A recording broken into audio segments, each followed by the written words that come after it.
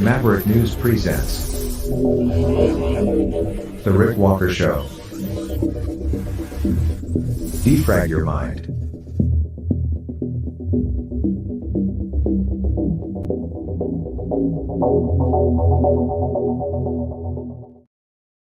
Good evening, everyone. I'm Rick Walker. Welcome back to the Maverick News channel. Background's not there. I'm sitting in a black hole at the moment, but we'll work on that.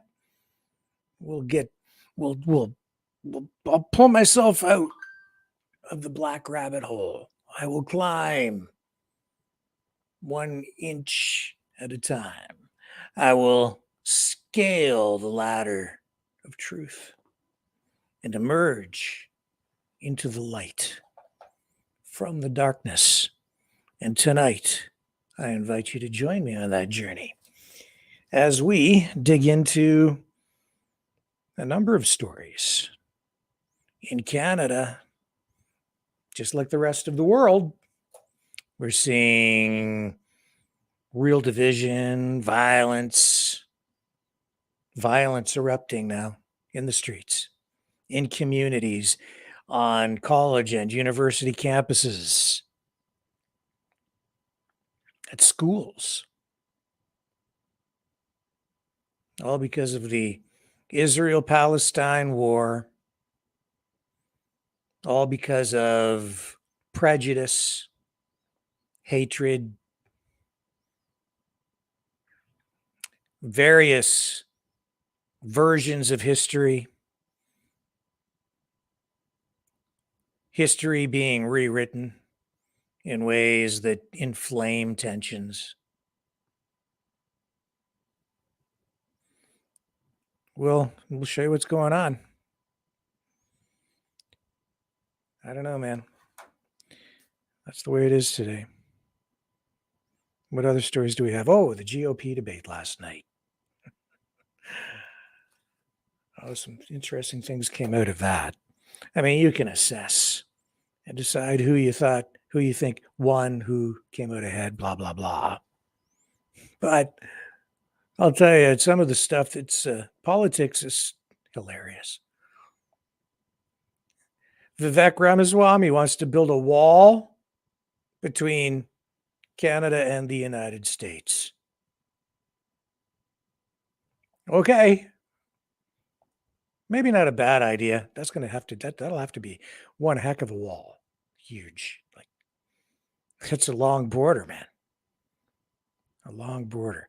I remember when it was the world's longest undefended border.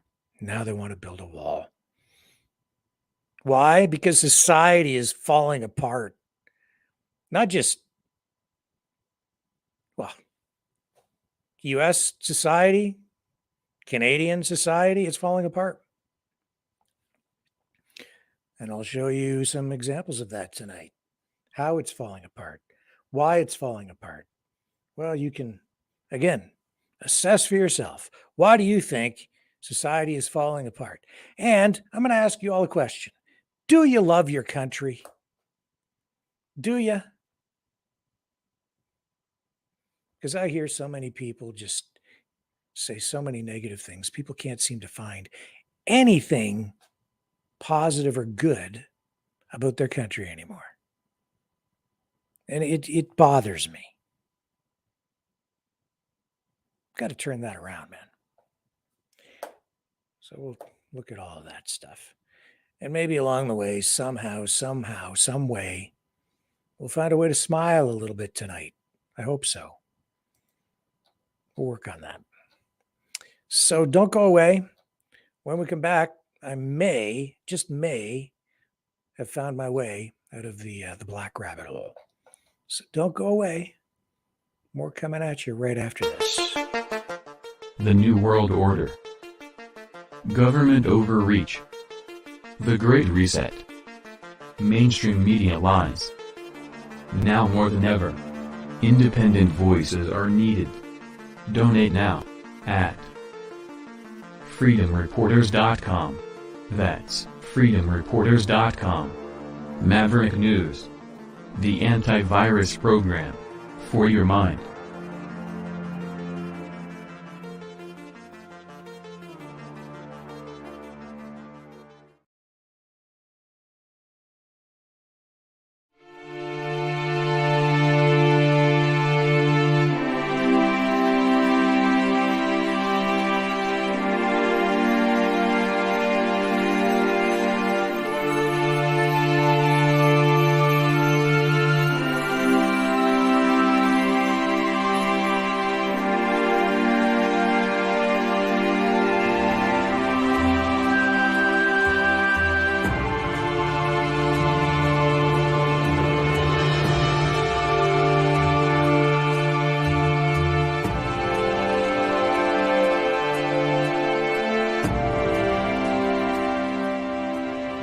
Maverick News. The world is watching.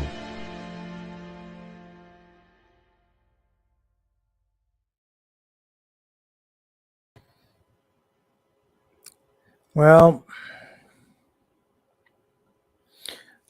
things kind of are, yeah, things are bad. Things are bad. What else are you going to say? Things are bad, and they're bad in Canada. People are fighting. Right? People are fighting. Somebody's messaging me. Who's messaging me? Oh, yeah, Leo's messaging me. Yes, I'm gonna play your video. Yes, I am. I'm going to show you what happened to Leo today. Unbelievable. Absolutely unbelievable. Things ain't good down there either in Windsor. Not well, I mean, it's good, but not good today. Every day I get up and it's like there's a different mood, a different thing going on. You know, it's like some days I feel things are maybe getting a little bit better, and then it sucks again. And wow, does it suck right now? You know, in Montreal, for crying out loud, you've got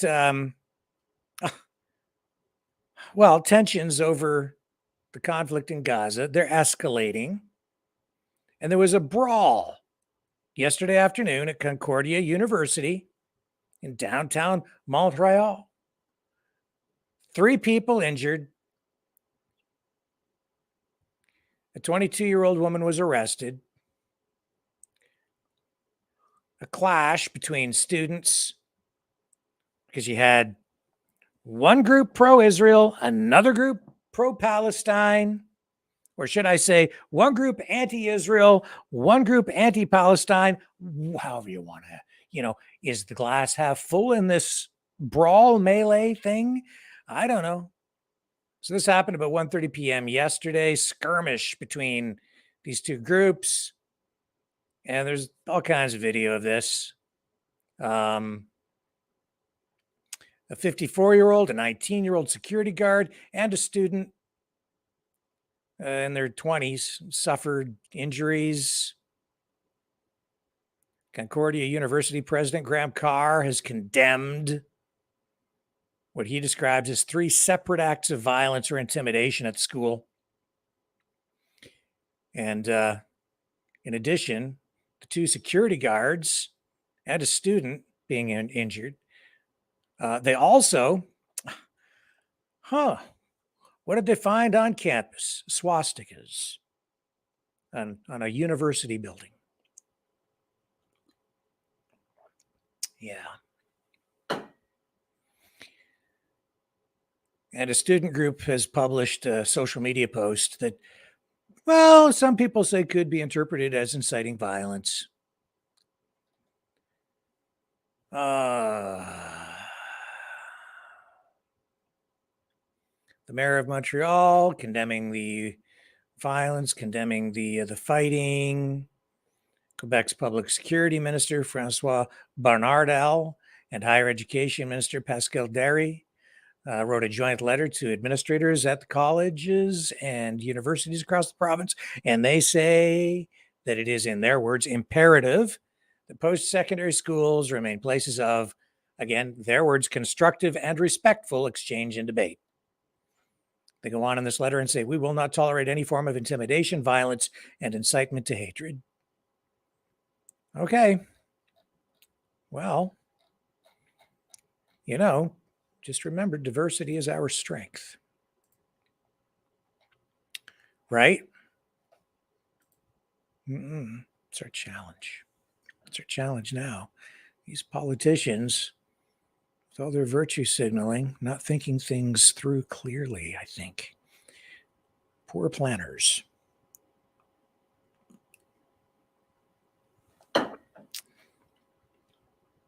Yeah. You want to take a look at some of this stuff? Of course you do. So do I. I want to know what's going on. Let's take a look, shall we? Here we go. Here's Here's our first clip.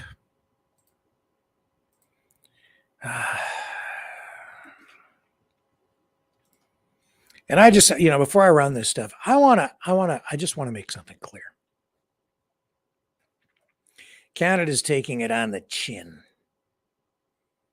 Or it's a Nazi nation. What you're about to see here, make no mistake, this is going on around the world. In some places, I would say it's probably worse. But Canada has free speech, free media, for the most part, sort of, kind of. There's some censorship. But the point is, this is the kind of stuff that can be reported. In other countries, they suppress a lot of information. So just remember that. This is bad. And it's not characteristic of Canada. At least it hasn't been. But I don't think this really surprises anyone because over the past decade, I would say, especially the last maybe 6 to 7 years, because of the changing demographics, whenever there is any kind of international conflict, the people from opposing sides who are now living in Canada tend to come out into the streets and protest, and sometimes they clash. So it doesn't matter what's going on in the world, you'll find that, it bubbles up to the surface in Canada somewhere, and you'll find a protest and maybe even conflict, whether it's the Eritreans or today, the Israelis and the Palestinians on the streets, in the schools, on campus. Anyway, shall we? Oh, let's. Terrible, terrible stuff.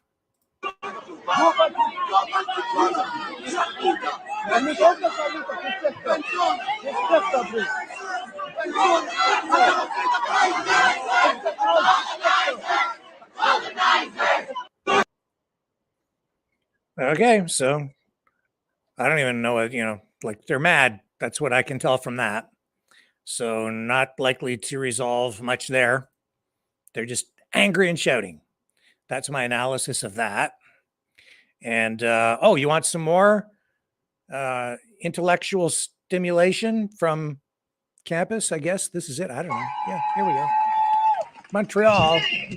Before coming here, I was at Concordia University. I was at the Hall building that yesterday witnessed a very intense altercation. And I would like to thank every one of you who came out yesterday to show your support, whether you were there to purchase kufiyas for charity, or whether you were simply there to show our numbers, to show that you are standing in solidarity with us. We terrified them.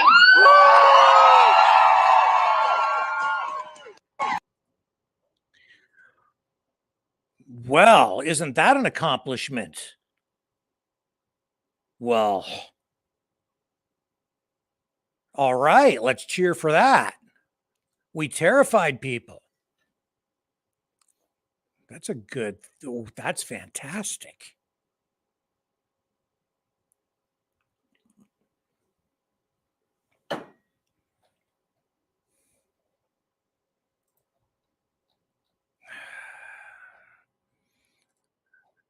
Okay, more highbrow conversation from some really smart people who are pausing for a moment to just keep their emotions suppressed so they can have an intelligent conversation. Here we go.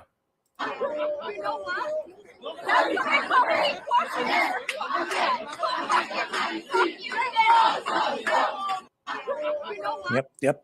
Perfect. That solves everything right there. That's a good one too, eh? Okay. And how about this one here? How about this one? I haven't watched any of these. I'm just running them randomly. But I can tell you right now what's going to happen here. Again, people coming together, trying to find the love, and putting forth intelligent arguments in a civil way. This is what happened. And shall we? Yes.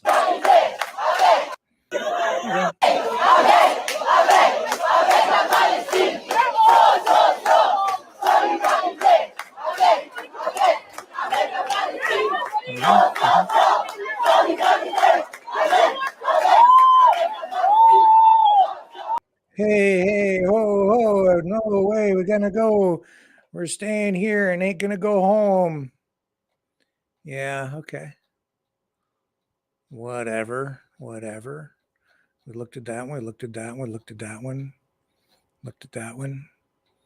Blah, blah, blah, blah, blah, blah, blah, blah. Oh, yeah. Okay, here's now when you go to school these days, it's nice to know that the cops are there to keep you safe. Yes, sir. Cops are there for your safety. How about that one, eh? Isn't that nice? Yeah. An institution of higher learning. What's the lesson today?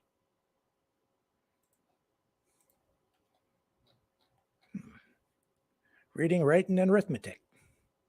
How about this one? This one looks real good. This one looks like people getting along. Welcome to Canada. What is the date today? It is November 9th, 2023. The state of Canada. Justin, are you watching, my son? Here you go, my boy.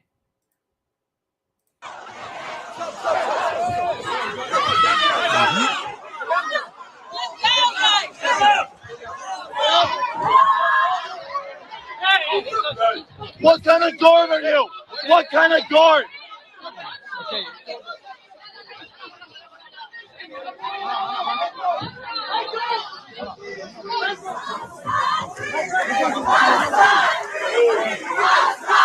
Oh, they had an Israeli flag that tried to rip it out of somebody's hands, I guess. You're in our space. We're good. Yep. Yeah, calm, cool, collected. Oh, here's another one. Here we go. This looks like a real good one. These two guys definitely gonna be friends. Definitely. There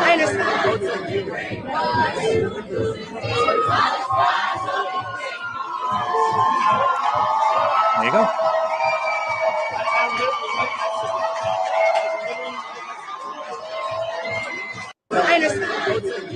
I have no idea what the heck that is. That says, when hate showed its ugly face Concordia today, we respond with love. There you go.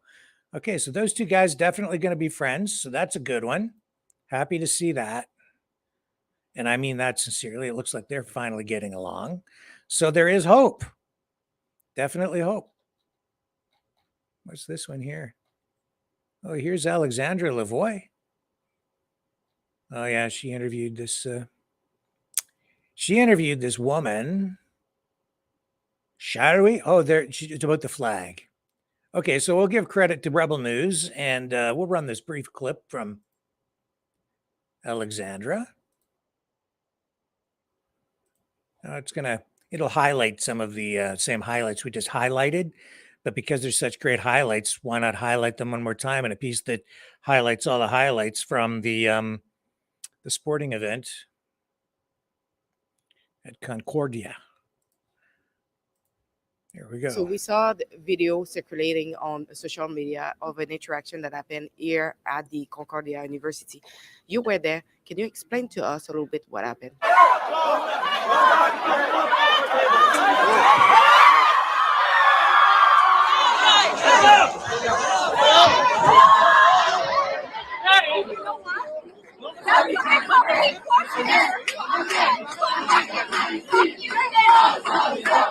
Yeah, so today we had like an event to sell those kufayas to people who wanted to support Palestine.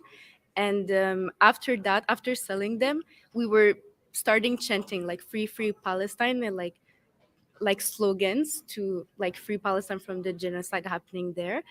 And next to us, there was another stand with like pro-Israelis. And I just saw like they had flags. I don't know if they were also selling something. And after that, like we kept chanting like free Palestine, and like lot of people were chanting with us just for support for the country.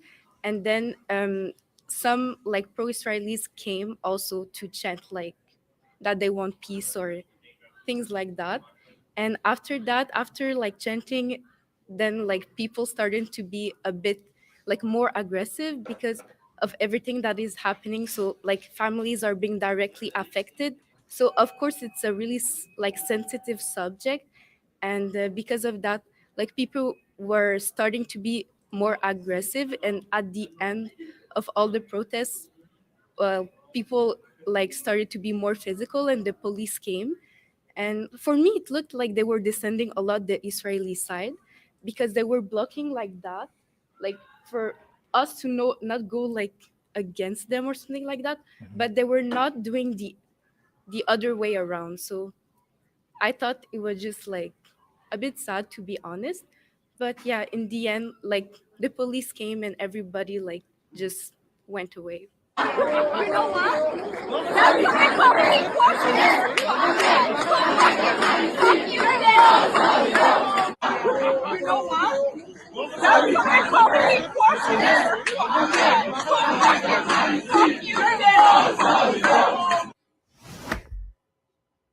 Mm-hmm. Enough of that.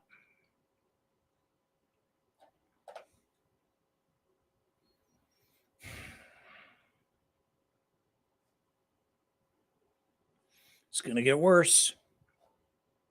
Going to get worse. This is the UN High Commissioner for Human Rights, Volker Turk. He says that both Palestinian militant groups and Israel are guilty of war crimes. He says the atrocities perpetuated by Palestinian armed groups on October 7th were heinous, brutal, and shocking. They were war crimes, as is the continued holding of hostages, he says.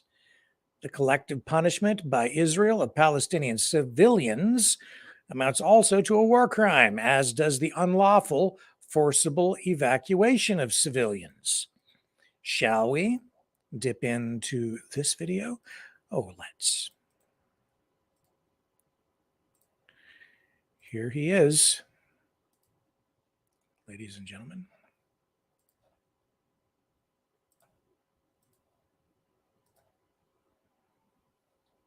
Mm-hmm. The atrocities perpetrated by Palestinian armed groups on the 7th of October were heinous. They were war crimes, as is the continued holding of hostages.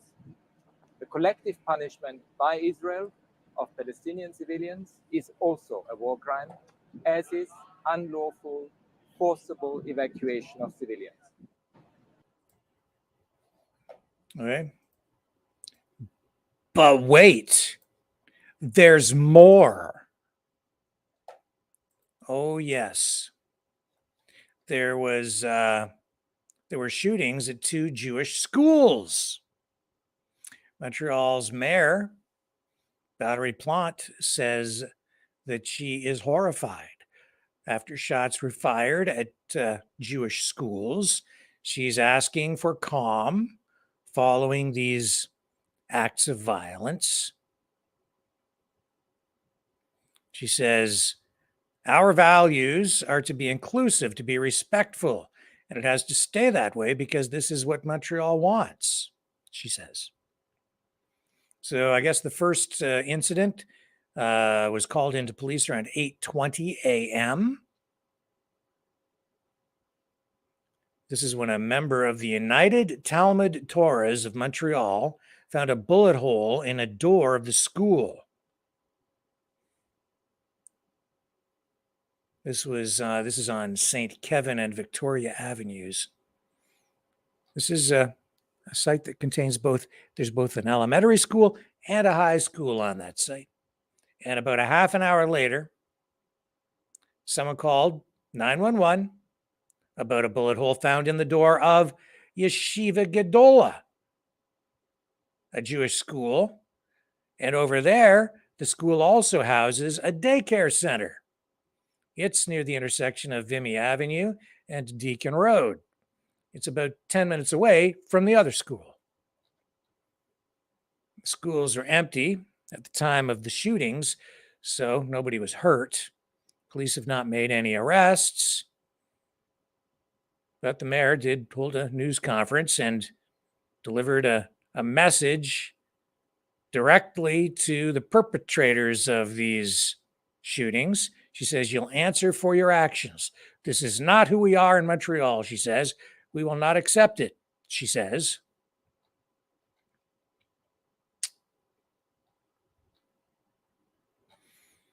And of course, all this coming right on the heels of that violence, those clashes, that melee of sorts at Concordia, all the shouting.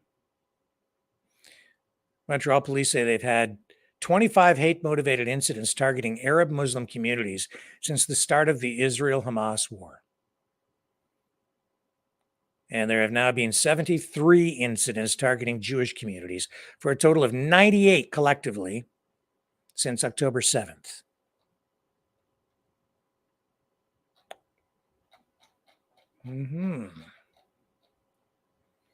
Yup.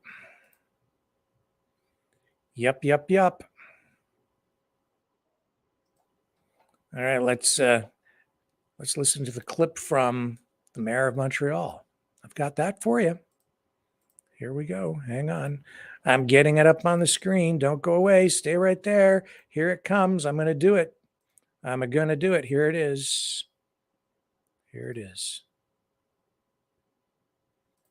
Here's the mayor of Montreal. We all woke up horrified by the shooting of 2 Jewish schools in Côte-des-Neiges.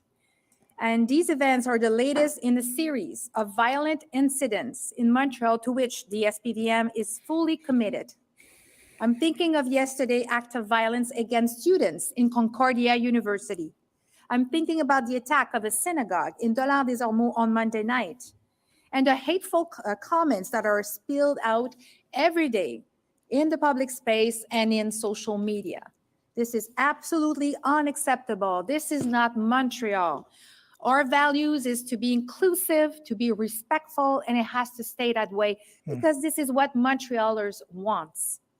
Since the beginning of the conflict, I've been meeting with the various communities hit hard by the Israel-Hamas conflict. The impact on these communities is dramatic. I appeal to collective responsibility. In the face of our sense of maybe feeling powerless, we need, and fear, because fear is real, we must not give up to violence. We need to think about how can we stay united and to talk respectfully and to walk through respectfully through this very tough period. I also want to appeal for moderation. When I talk to people in streets and in shops, what people want is peace. So we can't leave room for those who want to respond with violent actions. Today, I'm accompanied by the SPVM to appeal for calm. They will be sharing some of the actions that are being put together. But I also want to appeal to those who commit hateful and criminal acts. You will answer for your actions. This is not who we are here in Montreal. We will not accept it. Every violent and hateful event will be investigated by the SPVM, which spares no efforts to keep our metropolis safe. So my call is to be united, to be strong, to mobilize for peace, and to avoid an escalation of violence. Thank you. Okay. You know, these politicians can sit there and say things like, this is not who we are. This is not our community. Then what is it? What is it?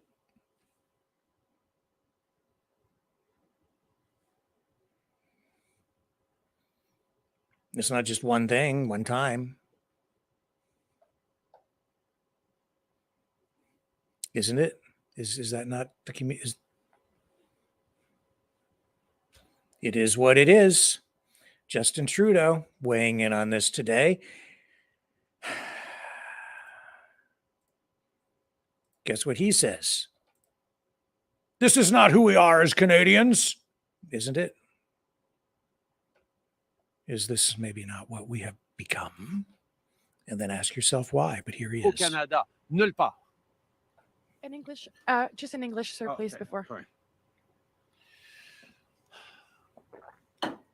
We are seeing every day in the news, on our social media streams, images that are terrible, terrible to watch, terrible to comprehend what's happening to innocents around the world, particularly in the Middle East. And emotions are therefore running high as people have family members, people are feeling grief, feeling anger, feeling fear for what's going on, fear for themselves, for their families, for their loved ones, for people on the other side of the world. And unfortunately, we are seeing an increase in threats of violence, in hatred. That's not who we are as Canadians. We are a country that has done better than just about any other country at understanding and respecting different perspectives, at reaching out neighbor to neighbor to share tears, to share anguish, to share fears, and to be there for each other. Right now, while this conflict and crisis rages in the Middle East, Canadians have an opportunity and therefore a responsibility to look to be there for each other. Not to necessarily agree. Our diversity includes diversity of perspectives and opinions, but not to hate, not to lash out with threats of violence or actual violence against someone you disagree with, no matter how strongly felt your fears or convictions are. It doesn't give you the right to do what we saw yesterday at Concordia or in the shots fired at Jewish schools today in Montreal. These are not who we are. And if anywhere in the world is going to start building the kinds of understandings that we're going to need to see peaceful resolution in the Middle East, to see eventually a viable, safe Palestinian state alongside a viable state, safe Jewish state, then it starts in a place like Canada. And for people to be lashing out to each other, that's forgetting who we are, and it's forgetting the very values that are most necessary in this time.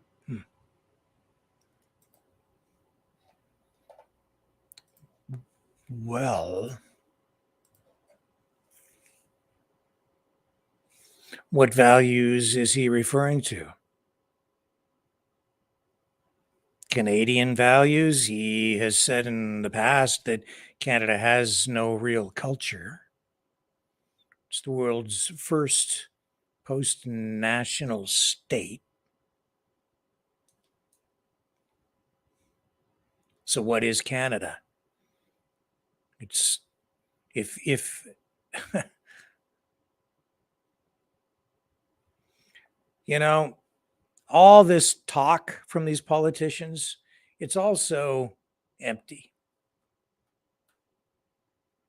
They came up, and these academics, a long time ago, they came up with this idea to try an experiment. Even as a kid, I saw the challenge that was thrust upon us. And it began before I was ever born. And now we have this extremely diverse society. I do have faith in people. And I think over time, we will find a way to live together. But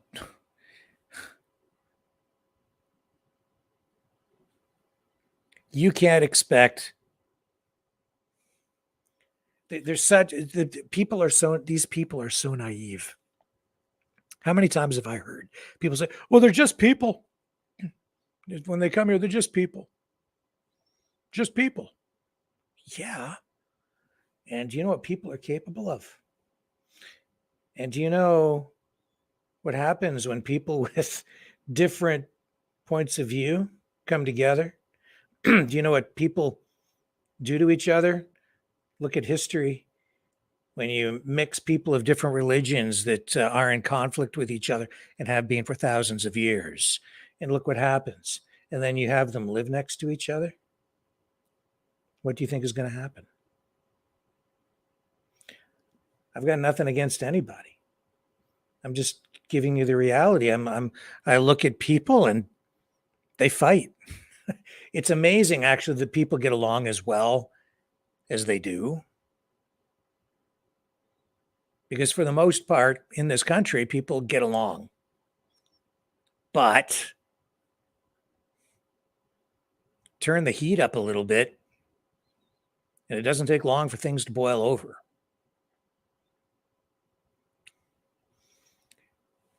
And from everything I'm seeing, people haven't learned the important lessons from history. Even if they know history, people haven't learned the important lessons from history. Am I wrong? Look at what's going on campus. And where would those lessons be taught? University.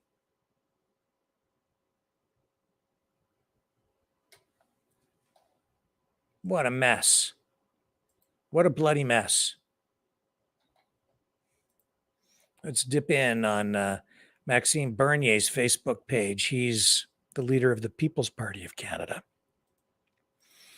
And that is really the party. Well, you know, the Conservatives under Harper, they did have a much more conservative immigration policy than the Liberals. But Bernier, the most vocal and even more conservative on immigration. Let's see what he has to say about this stuff on his Facebook page. So we'll come back to this one. He says, the guy who has done the most for years to divide Canadians into belligerent tribes thinks he can now bring people together. He could contribute by disappearing. And that is Bernier talking about Justin Trudeau.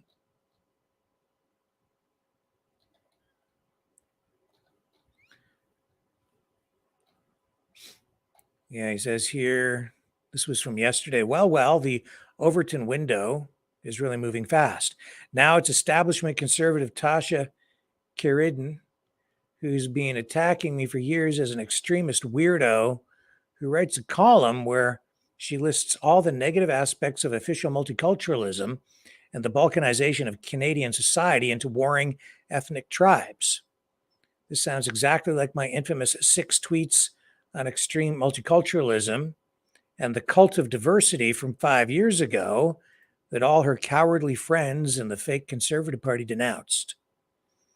She would have been similarly smeared as a xenophobe and white supremacist by all her establishment friends if she had written that column 5 years ago. But thanks in large part to the PPC, it's now becoming mainstream. Of course, she's too chicken to mention that I was the first one to dare openly say all of this and that I was right all along. And that's an op-ed in the National Post in Canada. Canada's multicultural utopia, now a balkanized grievance factory, is the headline from her opinion editorial.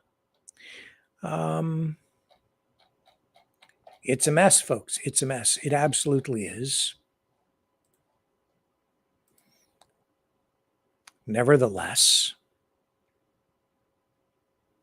it is true that we can't let hate anger, emotions take over. And whether we like it or not, the demographics are the demographics. What's done is done. Now we can look to the future, put pressure on government, on politicians to alter, change course a little bit, or maybe a lot, in order to properly serve people, including new Canadians, people arriving in the country, to make sure that everyone has ample opportunity to prosper and raise families in a healthy way, that we have adequate capacity in our healthcare system and our education system, that we can generate jobs, that we can provide houses for people, keep people fed, keep people living in a prosperous society and in a prosperous state. We've got real challenges ahead of us. You know, and the last 3 years have been the most challenging ever, I think, for Canada. And that's because of the incompetence of our government. And it's like they've engaged in, I don't know, like they cut the nation's wrists or something. It's like they're trying to commit suicide. It's bizarre. You know, with the lockdowns, the mandates, all of that stuff. And then, you know, so today, Bernier also posted this, as you know, the last surviving person who signed the Charter of Rights and Freedoms and helped write it, Brian Peckford. They launched a constitutional challenge, Bernier and Peckford. And it was thrown out, and then they appealed it because it was declared moot because the mandates had been lifted. So the judge said, no, it's moot.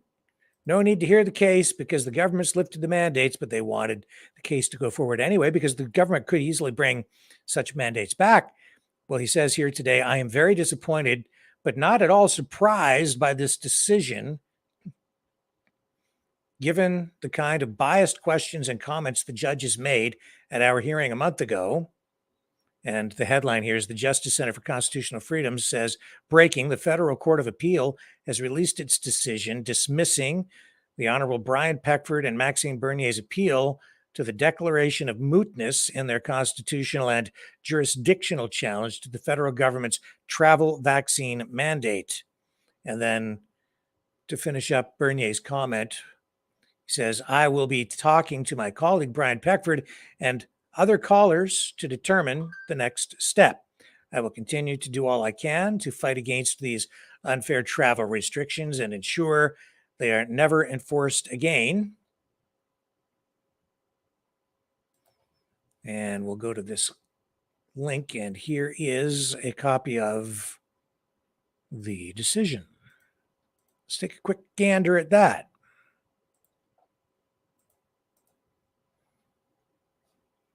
Here it is. I don't need to read it. You get the point. It's all right there.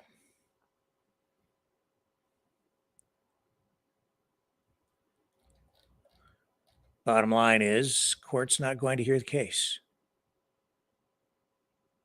It says the appellants raise many issues in their memoranda of fact and law and in their oral submissions.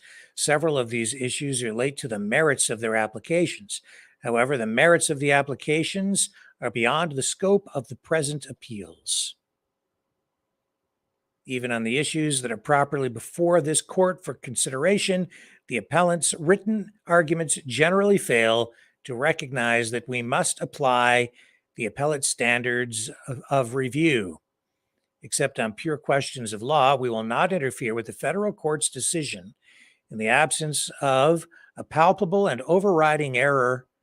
This is a highly differential standard, as stated in Plato versus Canada, 2015 FCA 217 at para 4, which says the identification of the legal factors to determine if a case is moot is a question of law reviewable under the standard of correctness. Canada Fisheries and Oceans, David Suzuki Foundation, 2012 FCA 40. Once it is established that a case is moot, the judge has a broad discretion to hear the matter or not, but must properly weigh the criteria established in Borowski versus Canada, Attorney General, 1989. This fine exercise of balancing is a mixed question of facts and law. Deference is owed to that decision.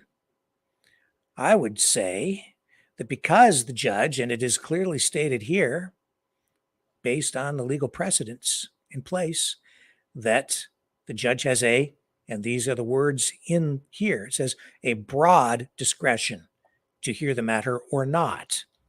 And I would say that the judge should, if weighing things properly and in the interests of citizens, should err on the side of hearing the case. Almost always,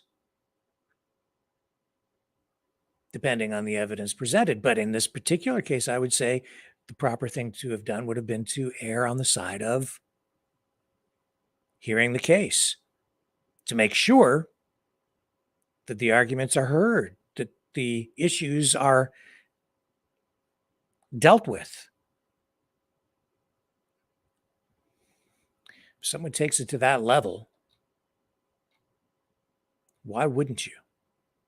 Because it has to be politically motivated, I would say, to not hear it. The judge in the ruling obviously is going to say otherwise, but there's pressure involved here. Now, I don't know if it would rise to the level of corruption. You can decide for yourself, but clearly they don't want this thing being heard.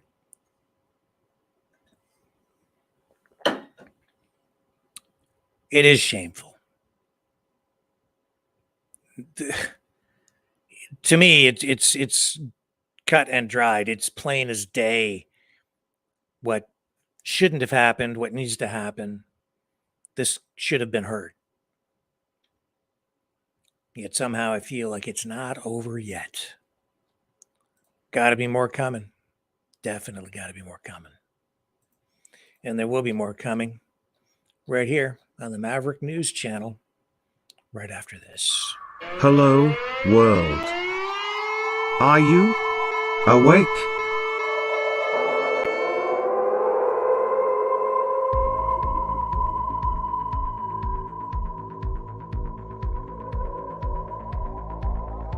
Uniting humankind by liberating millions of minds at a time.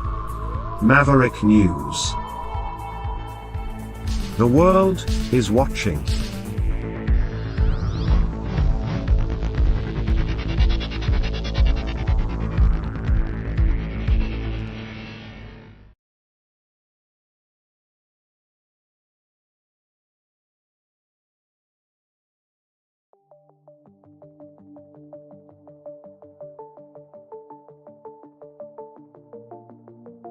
Greetings, brave Mavericks. Our quest for truth continues. We go beyond fake news. Together we expose propaganda. Together we pull others out of rabbit holes. We are maverick thinkers. We are all unique individuals. Defenders of individual rights and freedoms. Credible. Trusted. Grounded in reality. Maverick News. Maverick News. Defending free speech. Free speech. Donate at freedomreporters.com. Do it now. Tomorrow may be too late. Maverick News. The world is watching.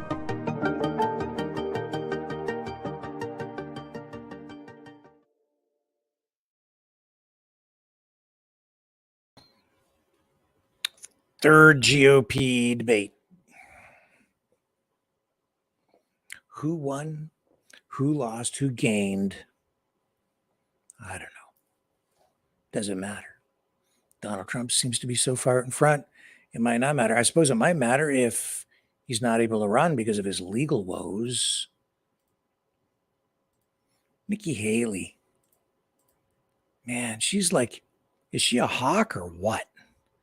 Like very aggressive on the war stuff, man. Let's listen to this one. A few clips here for you tonight from the GOP debate. I have to tell you, she used to, I used to think, well, there's a pretty competent conservative. Don't really know much about her, but she seems like she's okay. But she kind of scares me now. I don't know. It's almost like she's overcompensating for something. What is it? Weren't women supposed to keep us out of wars? I remember when I was a kid, the feminists would always say, we need more, I need to sound like a feminist. We need to bring more women into politics, because if women were running the world, we wouldn't have any more wars.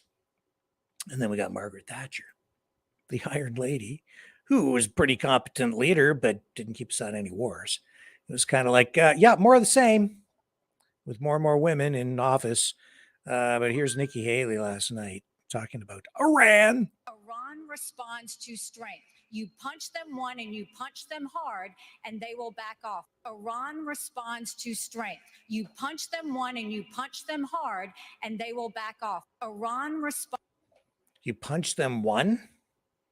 You punch them one? You punch them one? Give them the old 1-1. What the?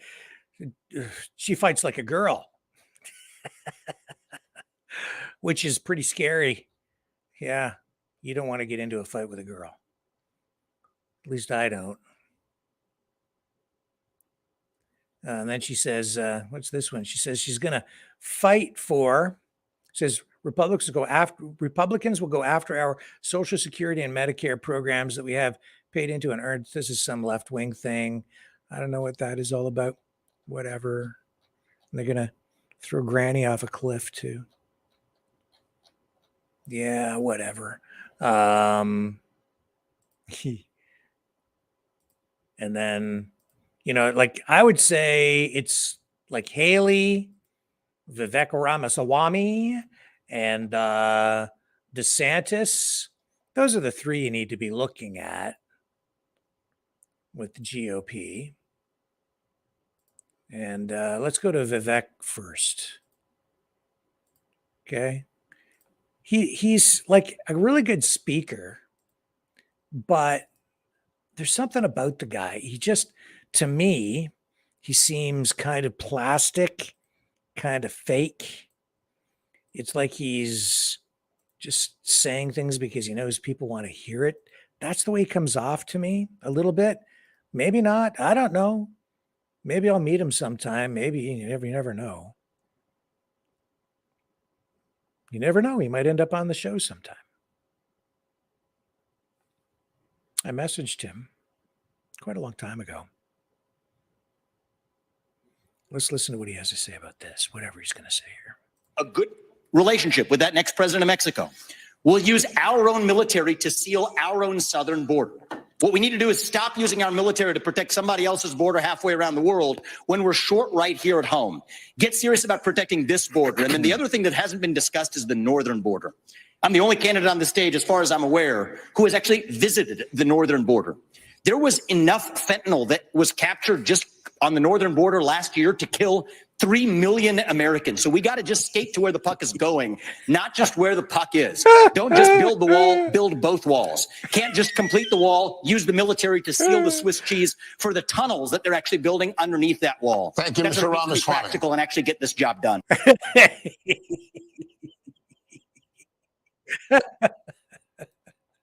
He's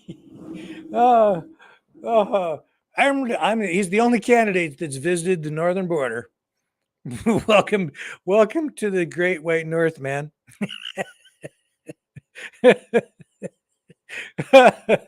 Oh yeah, let's build two wall. Build a wall all the way around the whole United States.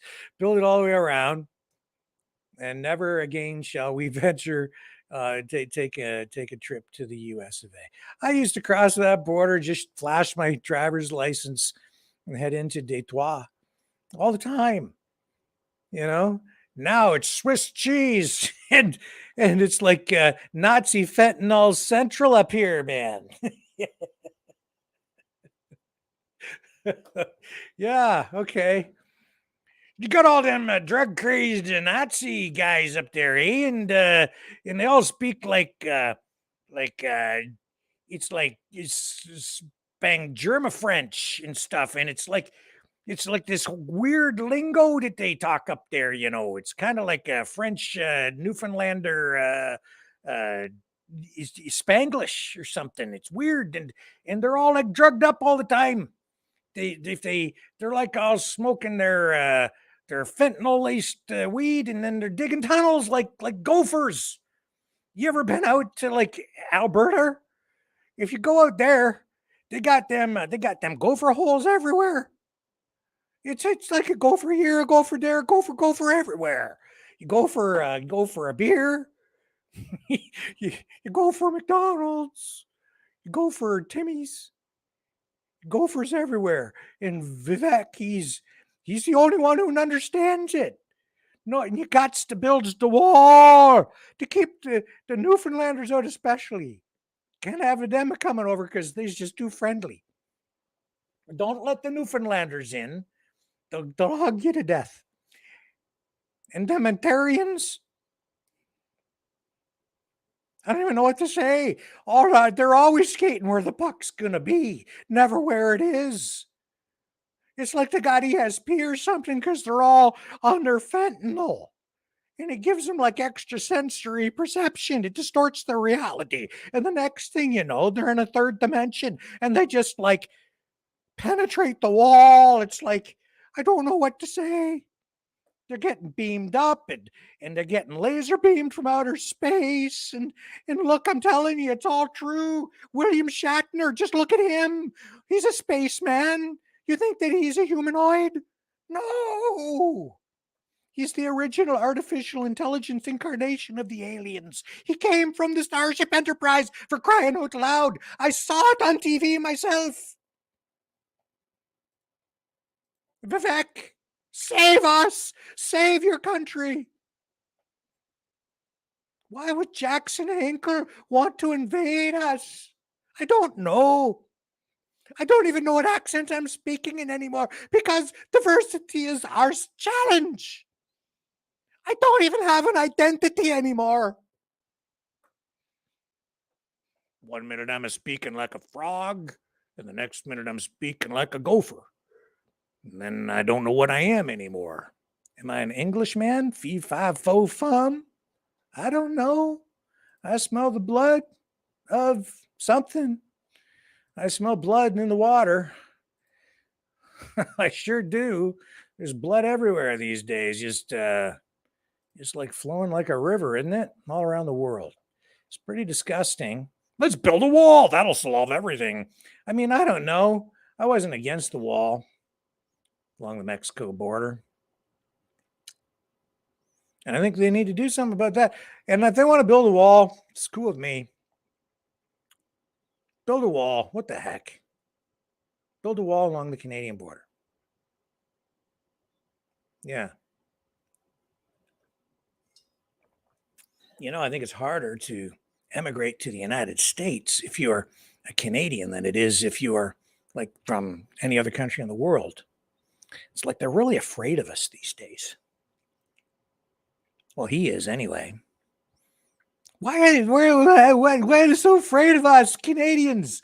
Maybe I don't know. I didn't think I was that scary. I've been over there a lot of times, never caused no trouble, never got into any trouble. I went cross-border shopping a few times. Just oh man, like what is it with these politicians? I just don't know. It's wow. You know what? Vivek definitely needs to come on our show. You know why? Because that guy, I guarantee you, he doesn't know thing one about the place I live in. That guy, he knows nothing about Canada. Zip. Nothing.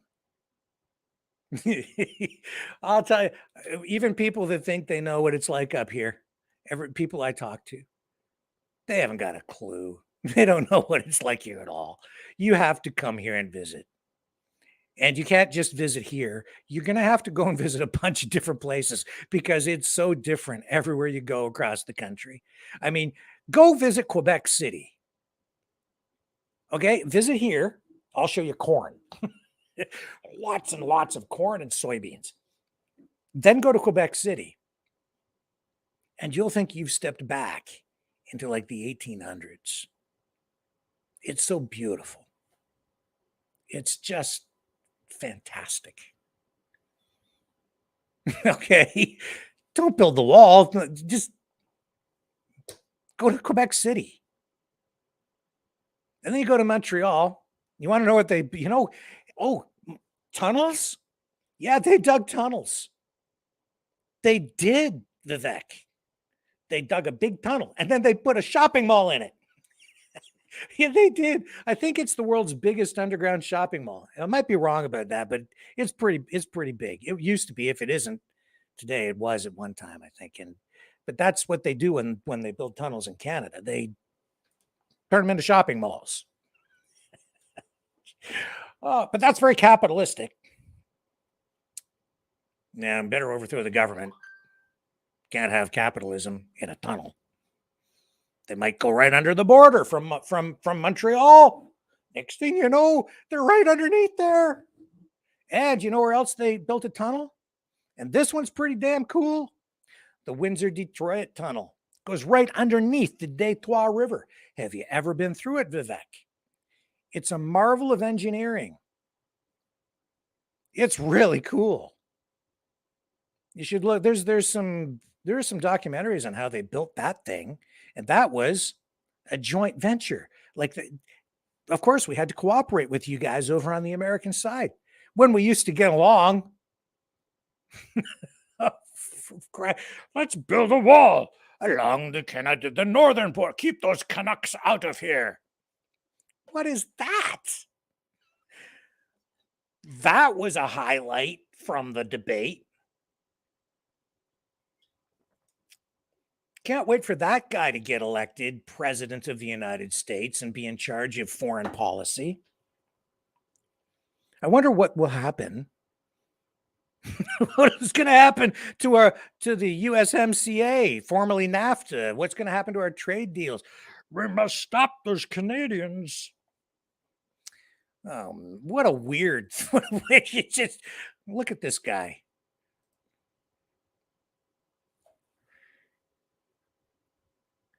Like, I'm sorry, man. Like, come on. I was liking you. I was liking you. I still like you, but just maybe that much less today. It's just my Canadian way. Oh, man. Oh, you got to go to Ottawa, too, because you know what they have in Ottawa? Beaver tails. Yeah. Beaver tails. That's a threat to U.S. national security if ever there was one. You know, you could get invaded by the beaver tails. You know what's a beaver tail? It's like a donut thing.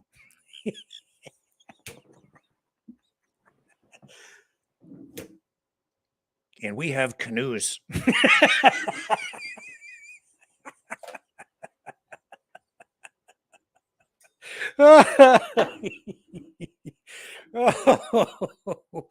Coleman's. Oh.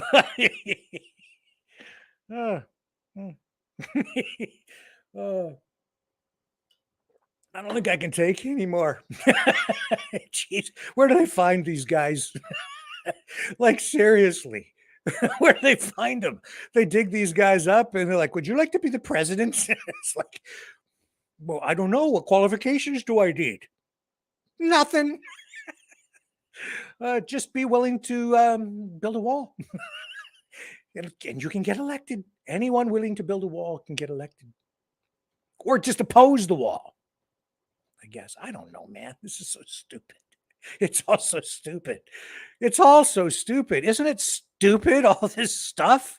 It's all ridiculous. I'm losing my mind. Can you tell? Don't go away. I'll try and get it together when we come back on the other side.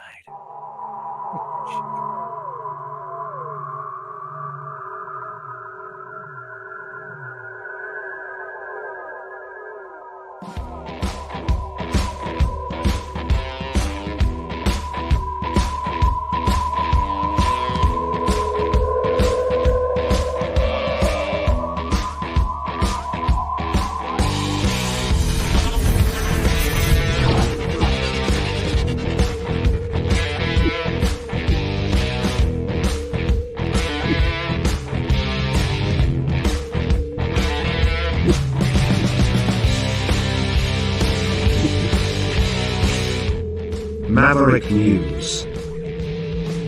The world is watching.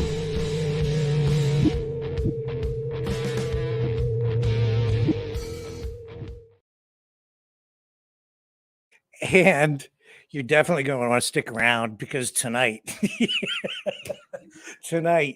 in a little while, coming up, the big butt slap. And I think it's a Maverick News exclusive. Okay. It's a Maverick News exclusive report on the big butt slap. Yeah, because I think I've uncovered it.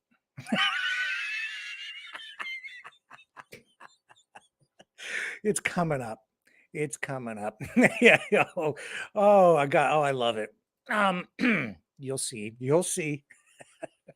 It's what else was there out of this thing last night? Yeah, there was the Ron DeSantis thing too. Okay. My take on this is going to be a little bit different too. I'm in a mood tonight. This is a serious news program. Normally, kind of it is sometimes, but I mean, oh my God. Okay.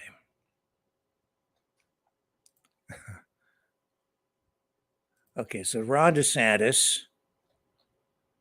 Let's listen to. Let's get one of his clips, and then I've got Ben Shapiro commenting on Ron DeSantis. Okay, here we go.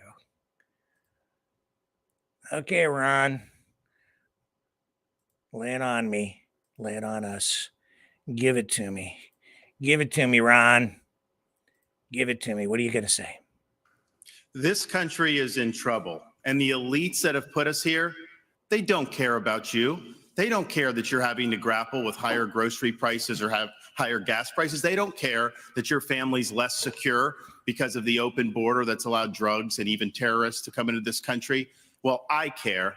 I am not going to sit idly by and let this country continue its downward spiral. We need leadership, and we need it now. I'll take the hits. I'll take the arrows. I'll take the slings, because ultimately it's not about me.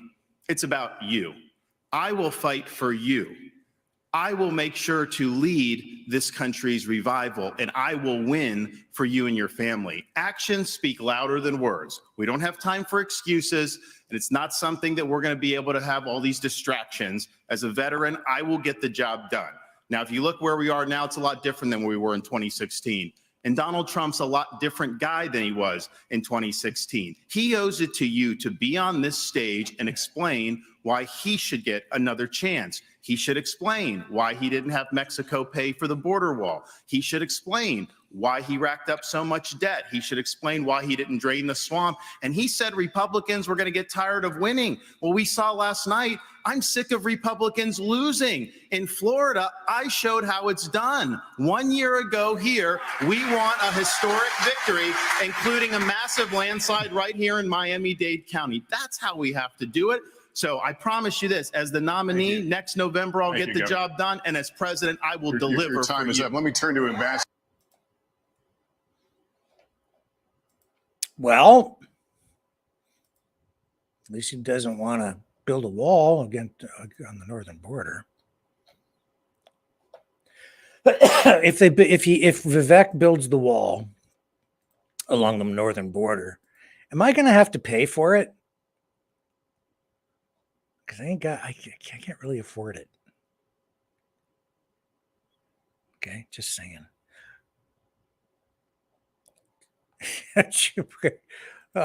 Okay, so here's Ben Shapiro. Now, he's not running for president. It's okay. But he did comment on DeSantis. And I came across this clip. And I'm going to run it because I found it amusing. Okay. Hang on. Who's calling me? I'll have to call this person back. Okay, Ben. The floor is yours, my friend. Take it away. I've said this before. I think that of the candidates available on the stage, Ron DeSantis is the best nominee. Why? Because he's actually competent at his job. He can point out successes in Florida, and he can say, I did the thing. I did the thing is a pretty good campaign slogan. I did it, right? I made my state better. I made my state stronger. It's a pretty good campaign slogan. So that's basically what DeSantis was doing last night. Here he was. I've said, I did the thing. I did the thing. I did the thing. I'm going to listen to it one more time. This is Ben Shapiro's new campaign slogan for Ron DeSantis. I did the thing. The best nominee. Why? Because he's actually competent at his job. He can point out successes in Florida, and he can say, I did the thing. I did the thing. I did the thing is a I did the thing. Pretty good campaign slogan. A pretty good one. It's a pretty good one. I did the thing. I did the thing. I did the thing. I did it, right? I made my state better. I made my state stronger. That's a pretty good campaign slogan. So that's basically what DeSantis was doing last night. Here he was. I did the thing. I did the thing. I did it. I did the thing. What did you do, Ron? I did the thing. It's my, I did the thing. Why did you vote for Ron DeSantis? Well, I voted for Ron because he did the thing. What did he do? The thing. Yeah, well, you know, I know where he got it. I know where Ben, I know where he got it. Do you know where he stole that? He stole it and then tweaked it just a little bit to disguise the fact that he's plagiarizing. Come on. Come on now, admit it. You got it from Biden, didn't you? Yes, you did. Uh-huh. Yup. Yes, you did. We hold these truths to be self-evident. All men and women created by the code. You know the thing. Do I know the thing? You know the thing. Do I know the thing? You know the thing. I said, what's the thing? The thing. That I know. You know the thing. Do I know the thing? You know the thing. Do I know the thing? You know the thing. I said, what's the thing? The thing. That I know. You know the thing. Do I know the thing? You know the thing. Do I know the thing? You know the thing. I said, what's the thing? The thing. That I know. You know the thing. Do I know the thing? You know the thing. Do I know the thing? You know the thing. I said, what's the thing? The thing. That I know. You know the thing. All men and women created by the thing. All men and women created by the thing. You know the thing. All men and women created by the thing.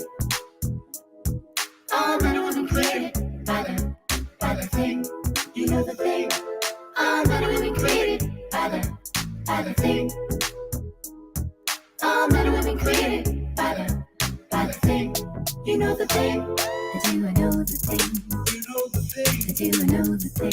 You know the thing. I said, what's the thing? The thing that I know. You know the thing. I do, I know the thing. You know the thing. I do, I know the thing. You know the thing. I said, what's the thing? The thing that I know. You know the thing. All men and women created by the thing. All men and women created by the thing. You know the thing.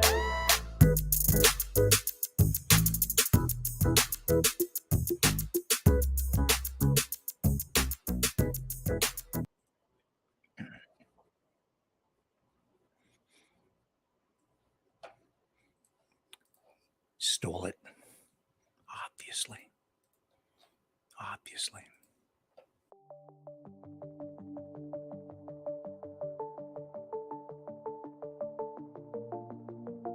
Greetings, brave Mavericks. Our quest for truth continues. We go beyond fake news.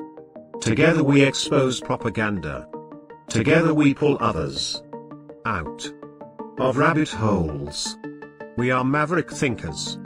We are all unique individuals. Defenders of individual rights and freedoms. Credible. Trusted. Grounded in reality.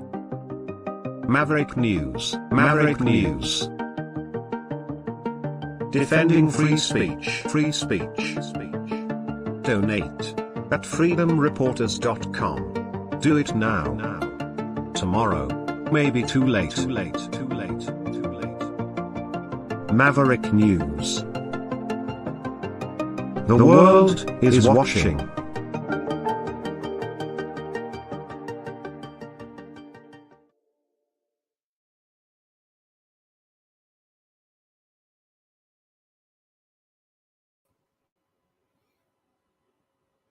Okay, I'm here. But wait, there's more. Do you remember those old TV commercials from K-Tel and Ronco? Pocket fisherman. This it slices, it dices. Yeah. But wait, there's more. There is more. There's more right now. While the GOP debate was going on, Donald Trump held a rally down in Florida. Now, being the serious investigative journalist that I am, I went through a little bit of the video from the speech last night. I didn't watch the whole thing, I have to confess. It was kind of running in the background, and I was just doing other stuff, and I was half paying attention.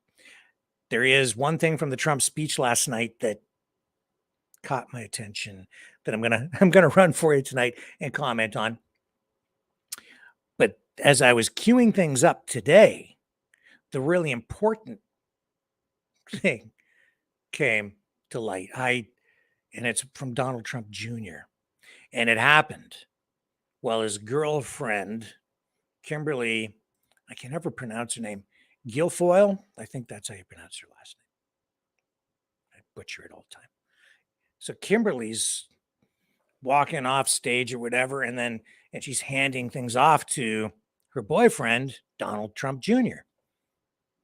And I'm just saying, okay, this is the big butt slap. Oh God. Oh. At least that's what I think it was. You guys are going to have to help me out here and tell me if that's what we're about to witness. All right. Here it comes. Like, what? I watched this a couple of times and I was like, what the heck is he doing? What is that? This is his girlfriend. And we'll do it. Maybe we'll come back and do it slow-mo too. So you can figure it out. All right. Here it comes. All right. This is last night.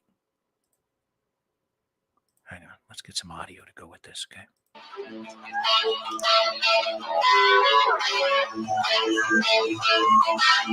Oh, yeah, baby. Oh, there you go, honey. Oh, did you see it? What was that? What was he doing? Let's roll it back. The big butt slap. Hang on, let's do it slow-mo. Half speed. Half speed. Here it comes. Okay, here comes his main squeeze. She's going to see her main squeeze. These two are going to do like a semi squeeze and then the super big butt slap. Sort of, not really a big one. He kind of missed.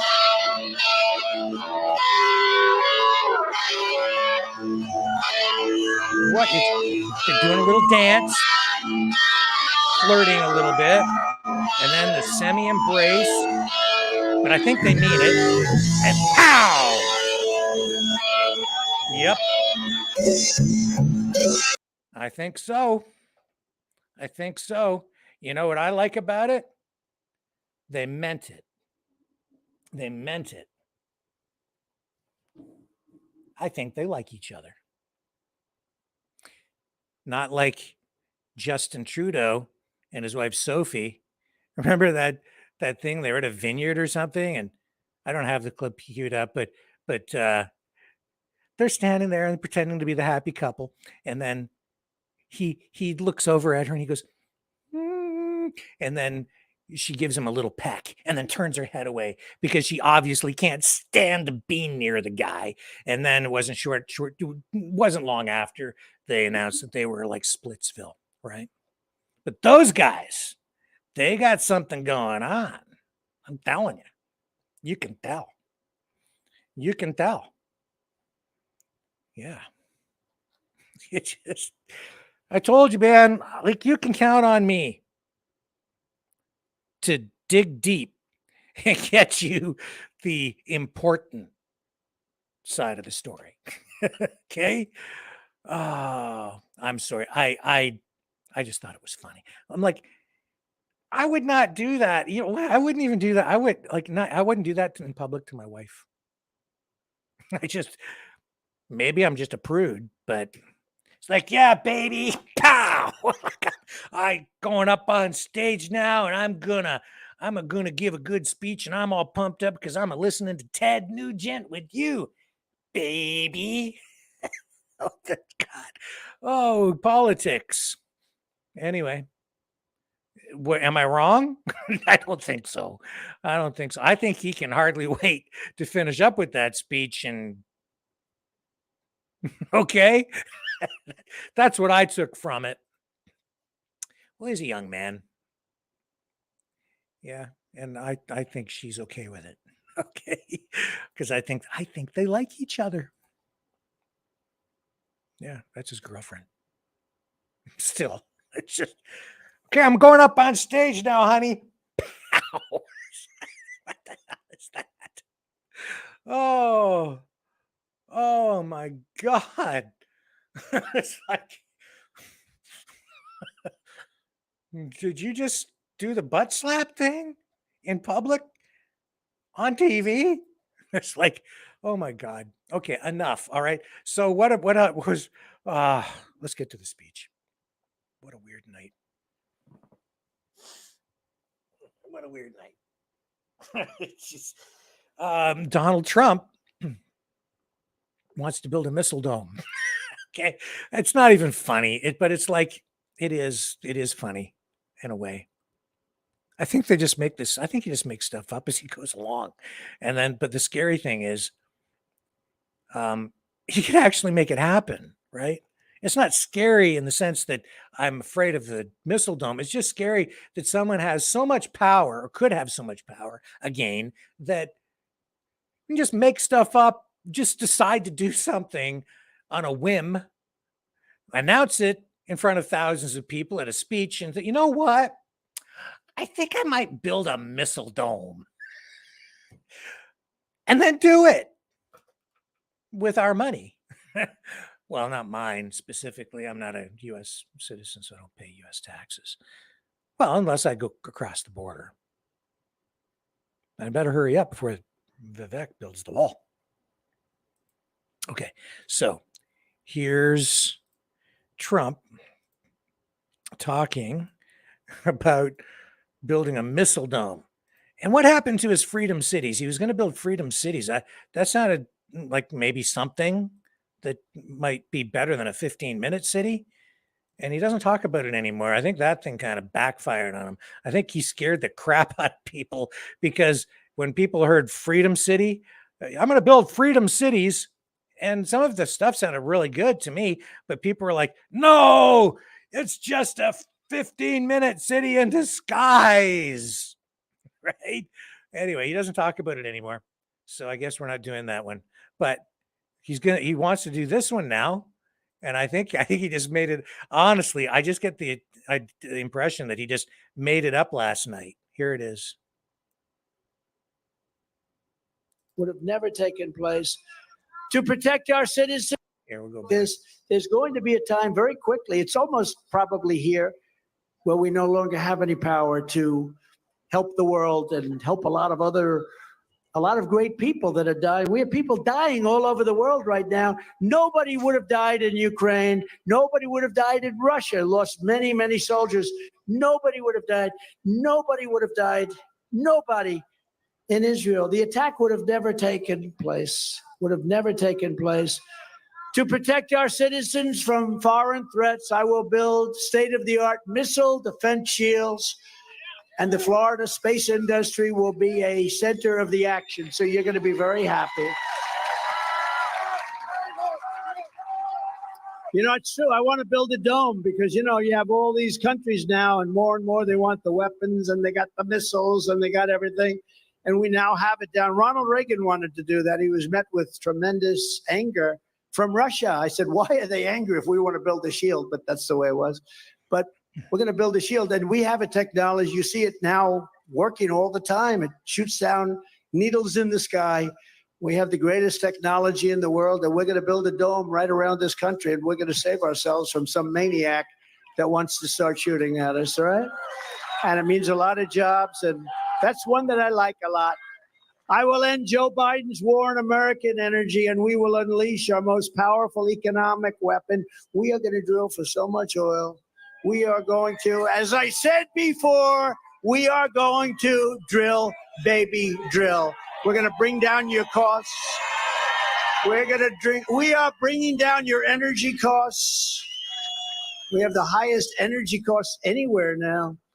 And, you know, energy is really what started inflation. And I don't know if you've ever heard, but inflation is called a country buster. You can go back 300 years and you can see why some great empires failed. Many of them failed because of the word inflation.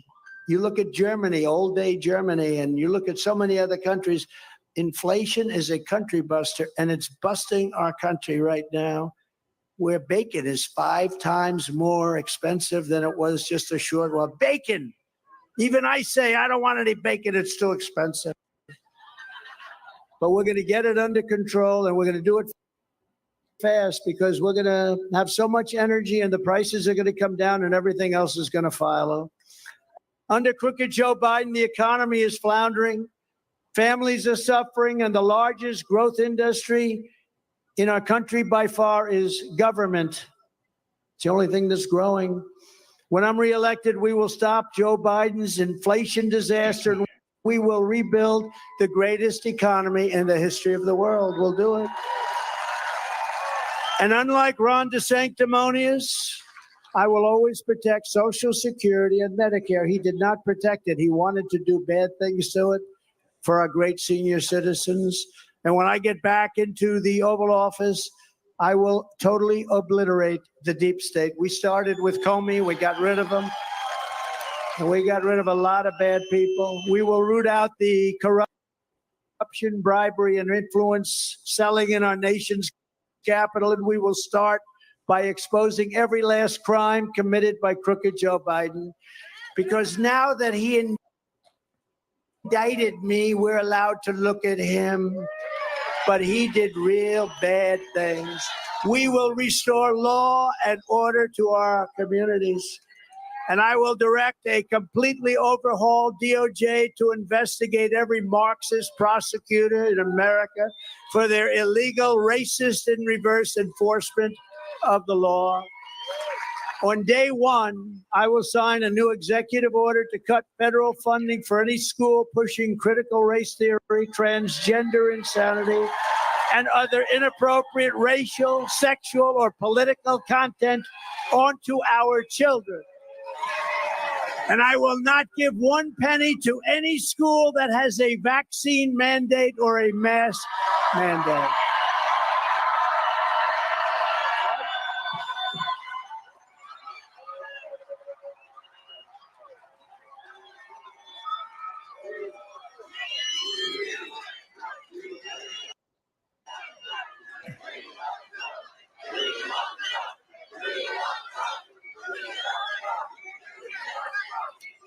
No, we're going to make America great again. It's not going to take very long. Not going to take very long. And I will keep men out of women's sports. Is that okay?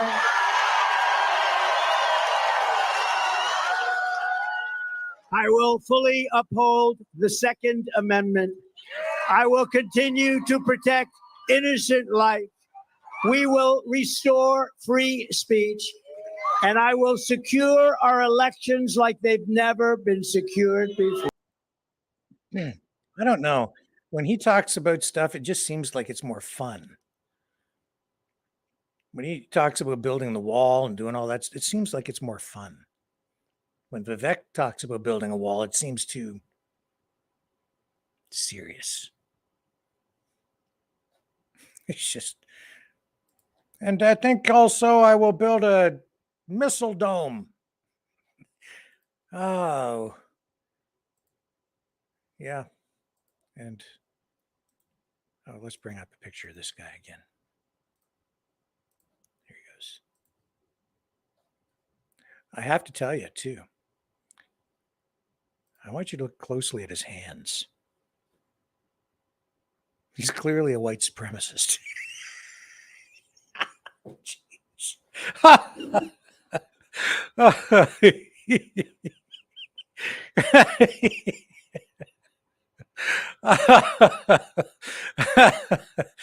Oh my God.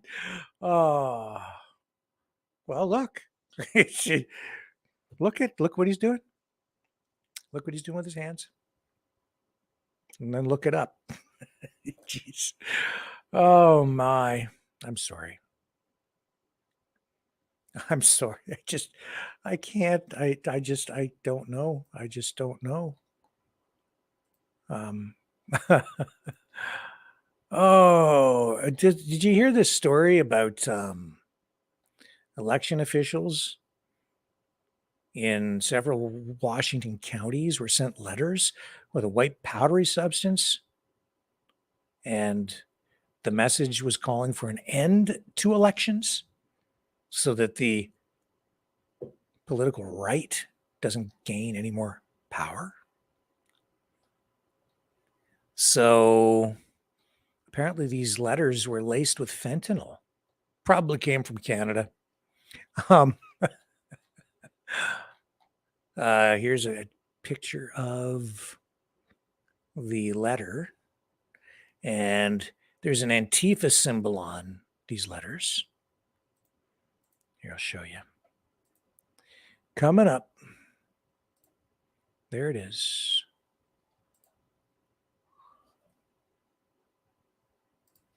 Show you this angle first. There's that.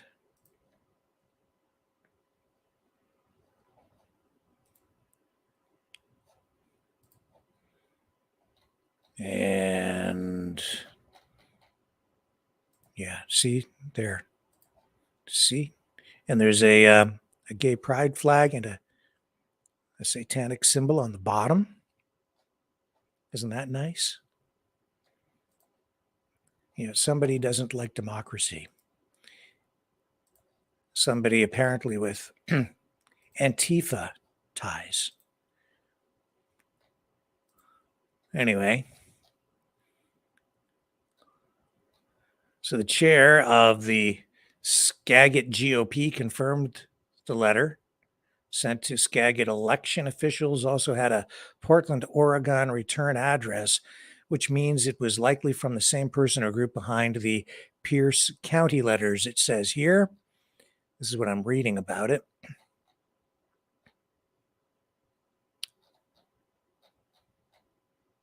So in total, 3 separate elections were halted. And so the election results were not immediately available. I guess the counting was delayed overnight. And it was in Tacoma. Those votes are deciding the fate of a measure to adopt renter protections in Spokane, Washington, a mayoral race too close to call. Anyway, yeah, so they got these letters. And what was this one here? This is the day before Seattle synagogues received suspicious packages containing white powder. TPM's Ari Hoffman, the Hoff father, warned that Hamas is a local issue. Let's bring this one up, shall we? Yeah, let's do that. Listen to what this guy has to say. Hang on here. Hang on. I'm working on it. I got to get the thing queued up properly so that it pops up on the screen, right?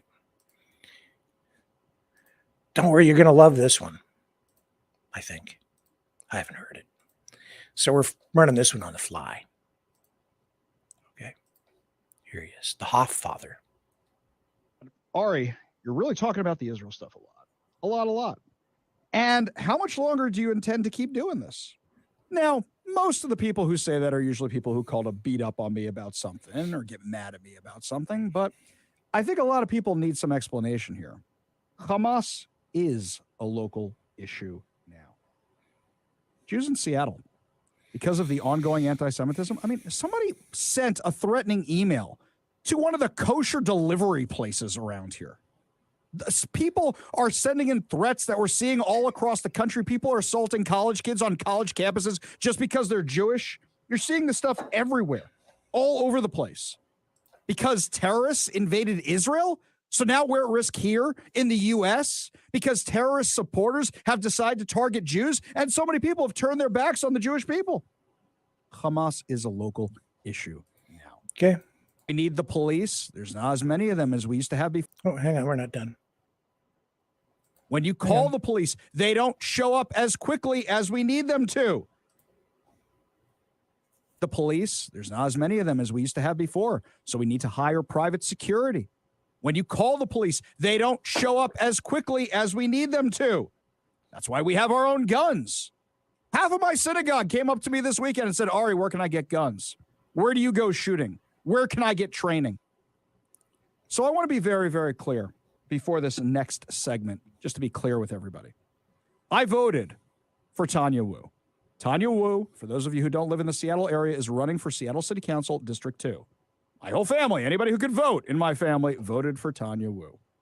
Now, do we particularly know Tanya Wu or like Tanya Wu? No, not especially. In fact, so far, we've had zero luck getting her on the show. No luck whatsoever even getting her on the show. But she's running against Tammy Morales. She's running against Tammy Morales, who supports the Democrat Socialists of America. She's a member of the Democrat Socialists of America. So what's the worst of two options? That's a clear decision. Tammy Morales, who supported defunding the police. Tammy Morales, who when you say, hey, Tammy, are you a socialist? She says no. Tammy Morales is whose office, when I have called her a socialist on air or in articles, thank you so much for listening and reading, guys. Really do appreciate that. Ask for retractions. And you know what I send back to them every time? I send back this interview she did with Chris Daniels back in 2019. Everybody likes to label people, right? And the stranger said, you are a member of the Democratic Socialists of America. The mayor labels you as a socialist, but you told the stranger you're not a socialist. So what's the deal with that? I am a member of DSA. And, you know, really what this race is about is representing the needs of the people in this district. I'm also a member of the 37th District Democrats, and this is about ensuring that we really shift the way we're thinking about the economy. Yeah, let's shift it over to socialism, like the Democratic Socialists of America want. How's that working out for you? That's when I sent them that video clip. That's when they stopped asking for correction. She said it herself. So days after Hamas raped, tortured, and executed over 1,500 Israelis and kidnapped over 200 people, including Americans, the Democrat Socialists of America were organizing marches across the U.S., including in Seattle, with known anti-Semites in support of the terrorist organizations. Even some of the most hardcore progressives distanced themselves, but not Morales. This is according to Politico. Hang on. Go to my little black book of the right-wing media conspiracy. Let's see who I got here. I got Newsmax, I got Fox, Daily Wire, Daily Caller. I definitely do not have Politico. This is Politico reporting at the time. Representative Jamal Bowman let his membership lapse. Colleague Alexandra Ocasio-Cortez ripped the New York chapter of a pro-Palestinian rally on Sunday. Progressive politicians looking for an endorsement from the Democratic Socialists of America have long faced a Middle East litmus test, answering questions about whether they'll boycott Israel and if they back Palestinians, quote unquote, living under occupation. Now, for endorsements, as a candidate, you have to fill these things out. They send you this test, which you have to take. I thought I was done taking tests, you know, when I was in college. But they send you this test, and if your answers aren't right, you don't get the endorsement. This is the answer, the question rather, on the test that Tammy Morales took for an endorsement from the DSA. 1, do you pledge not to travel to Israel if elected to city council in solidarity with Palestinians living under occupation? Even though foreign policy falls outside the purview of municipal government, gestures like travel to a country by elected officials from a city the size and prominence of New York still send a powerful message, as would the refusal to participate in them. Obviously, ours says Seattle. Do you support the boycott, divest, and sanctions movement? That's an anti-Semitic movement against Israel. If not, why? Morales got their endorsement. Now, I know some of you are going to say, Ari, but she says she's Jewish. No, she only says she's Jewish when she's running against a Jewish candidate. Tammy Morales is as Jewish as a ham sandwich. Tammy Morales married a Jew. That don't make you Jewish. You got to go through a lot to become a member of our tribe, and that's the reason that we discourage people from doing so. Tammy Morales doesn't meet with the Jewish community. Tammy Morales has never set foot inside of any of our synagogues. Tammy Morales ignores requests from Jewish journalists. Spare me the nonsense that you're Jewish just because you married a guy who's a non-observant Jew. Shut up with that. I get enough fake Jews in my life. Here's another one here. Yeah, you're only Jewish when it's politically convenient because then you can check your intersectional box one more. Oh, Latino, woman, progressive, Democrat, Socialists of America, Jewish. Yeah, as you see around the world, it's not getting us very far. They're all turning their backs on us. She doesn't want to give up her progressive credentials. It's like, do I want the Jewish vote or do I want the Antifa vote? Do I want the Jewish vote or the Democrat Socialists of America vote? I'm going with the Democrat Socialists of America who support terrorism. Yay! Morales votes with radical Marxist and known anti-Semite Kshama Sawant 98% of the time. Yes, we did the math. 98% of the time. You think you're getting rid of Sawant? You still have Morales there. She's still there. Sawant, literally last week, had a rally, had an event, had a press conference at City Hall, which only 2 members of the media showed up to, and very few of her supporters, aside from the ones that hold signs behind her, showed up to. But she's wearing a Hamas keffiyeh during the thing. She has run multiple anti-Semitic and anti-Israel events before. And this is who you vote with 98% of the time? She's endorsed. You have Morales endorsed by Pramila Jayapal. Pramila Jayapal, who's a raging anti-Semite. Any Jew, if Pramila Jayapal offered their endorsement, would say, no, thank you very much, and go something. But I can't say on the radio. Not Jewish. Ham sandwich. That's you. I should just make a graphic. Tammy Morales' picture on one side, equal sign, then ham sandwich. Put them both together. That's it. Insane. Absolute insane. Morales routinely allies with, idolizes some of the biggest socialists and Jew haters in the Democrat Party. She's put up posts praising Ilhan Omar, Rashida Tlaib, and the whole crew. Since the deadly October 7th terror attacks, I've emailed her office 3 times asking if she would renounce her DSA membership and have been met with silence. And I know they're getting them because the person who's in charge of communications occasionally gets back to me and goes, I'll ping her again. I'll ping her again. So I know they're getting them. This should be a slam dunk for Tanya Wu. This should be a slam dunk. I don't know who she's getting advice from, but she's getting some pretty bad advice. You want to know why I haven't really been making endorsements? Here's my endorsement. I don't like voting for the lesser of two evils. Do I think Tanya Wu's evil? No. Do I think she's done some great stuff in the Asian community? Yes. Am I impressed with her campaign? No. She showed up at my door last night, Tanya Wu. I wasn't home. So they got my wife instead. I wasn't home. I wish I had been home. I would have had a few things to ask her about. She's doorbelling. She's doorbelling in the neighborhood. And you know what? There are some serious safety concerns because you know what? When I'm not home, my wife doesn't answer the door immediately. Flip on the Ring doorbell. Flip on the light out front. Maybe check the gun safe. Maybe get that. Who's there? Answer from far away. That kind of stuff. Because we're living in fear.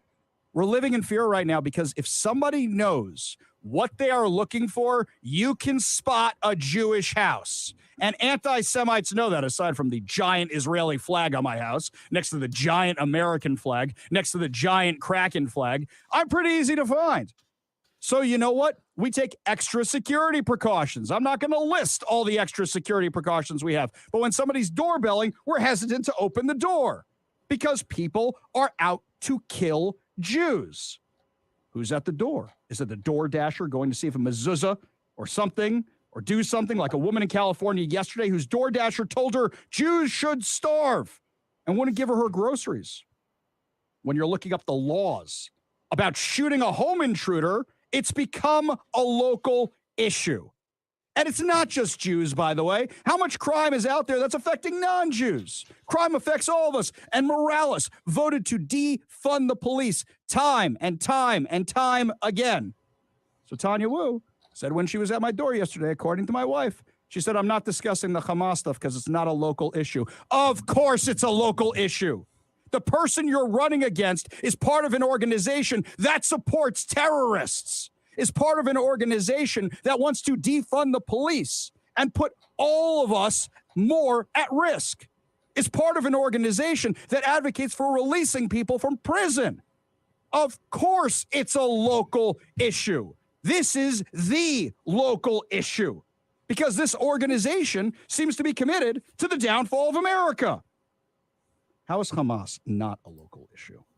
How is protecting Jewish constituents not a local issue? And how many people listening to this are thinking, yeah, I'm not even Jewish and I worry about police response times. I worry about being arrested for using my gun in self-defense in my own home. Tammy Morales is DSA, a group that supported and justified the Hamas massacre on October 7th. She supported defunding the police. She is dangerous, not just for the Jews, whose heightened sense of paranoia is legitimate right now, but for everyone who is fed up with having to worry about who's at the front door. I know many of you have the same concerns I do. I know you do. This is the local issue. It's a big issue for Joe Biden, too. Big protest in Chicago. A protest to protest the genocide in Gaza, as it was put. If you want to call it a genocide, is it a genocide? Is that what's going on?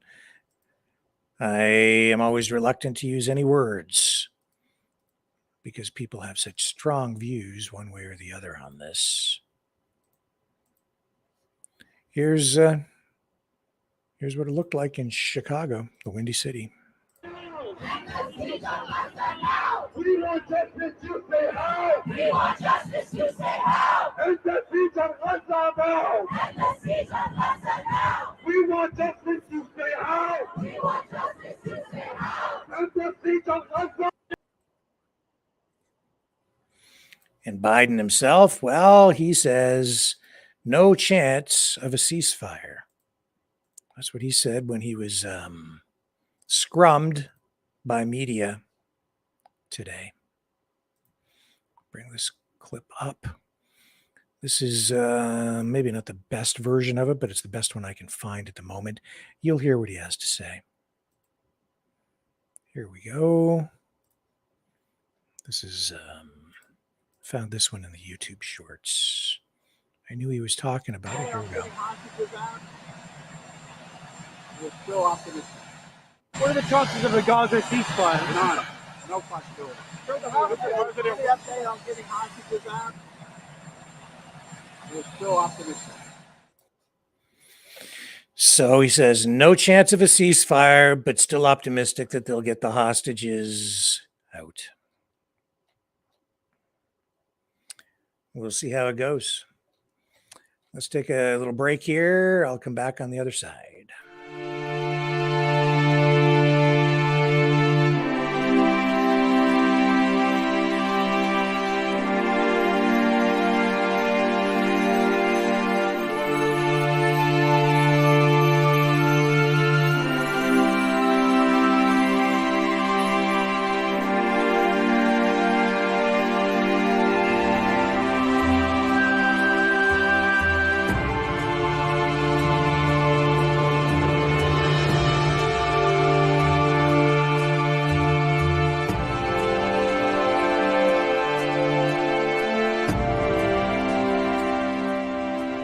Maverick News. The world is watching.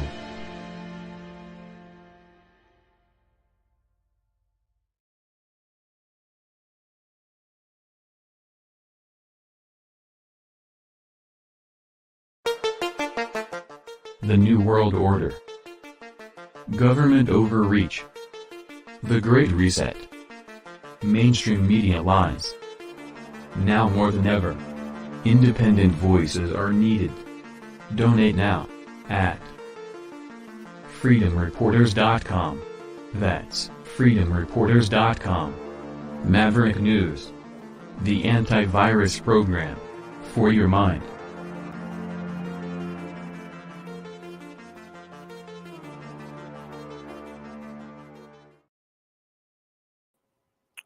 You know, it does feel like society is just coming apart at the seams, doesn't it? I have to say, like, when I go out into my community where I live, everything's pretty stable. No issues. But when I'm living in cyber world here, sharing this information with you, reviewing stories, seeing what's going on in places like Montreal, Chicago, and elsewhere. Seems like things are coming apart at the seams. And I guess you really don't have to go very far from where I live. Just down the street, just down the road, Windsor, Ontario. This is what Leo had to put up with today. Mouth of the South. The man without a plan. Somebody, I don't know if this was planned or not, but planned or not, as this happened, somebody took out Leo's mailbox today. Here's security camera footage that Leo got. I think this is from a neighbor's security camera. Let's bring this up. I'll show you. And then there's the confrontation afterward. Okay, here we go.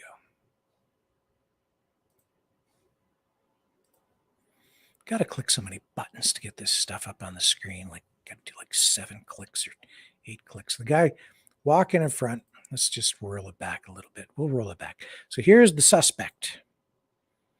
He's standing there. What's he doing? He's trying to decide what he's got a cooler. Then he just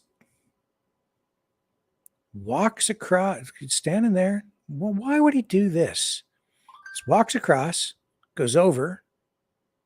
He's going to walk up to Leo's mailbox. And he yanks it out of the ground. That's where it ends. Watch it one more time. For what reason? I don't know. And this isn't like, maybe it doesn't, it's a very local thing. Maybe it doesn't seem like a big deal, but it just illustrates the deterioration, the erosion of our communities. I don't know. It just, if that isn't enough to just piss you off. And it is enough to piss you off. Pissed off Leo. So Leo sent this, posted this today too. Okay. So this is what, and I don't blame him a bit for chasing this guy down the street. I'd do the same damn thing. Here we go. Who's harassing you? Here. Hey, buddy. You're on camera. Why'd you just try and steal my fucking mailbox? What? Who's harassing you? You just walked up on my fucking property and just tried ripping my steel fucking mailbox out of the ground.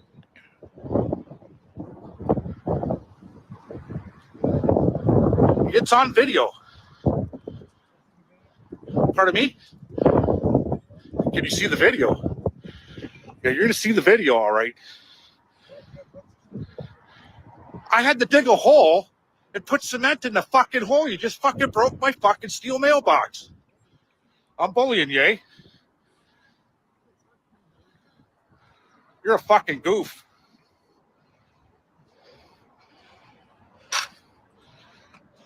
Fucking idiot.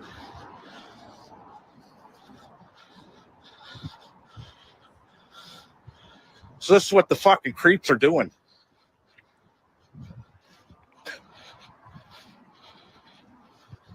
I'm fucking sick and tired of it. I'm gonna fucking smash somebody out.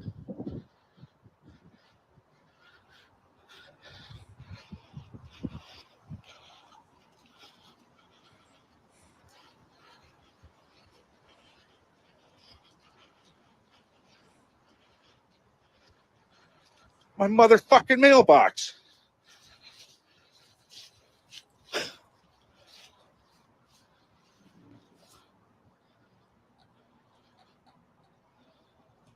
You can't have fucking nothing nice in the city. Oh, because it's metal. We're going to go to the re-scrap it at the fucking...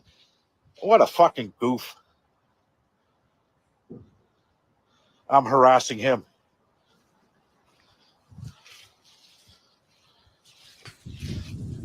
Fucking tore right out of the fucking ground, concrete and all.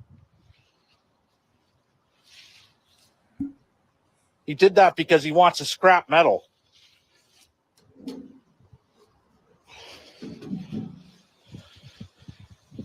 You can't have fucking nothing nice in this fucking world, man. I'm fucking sick and tired of these creepy, crawling cocksuckers.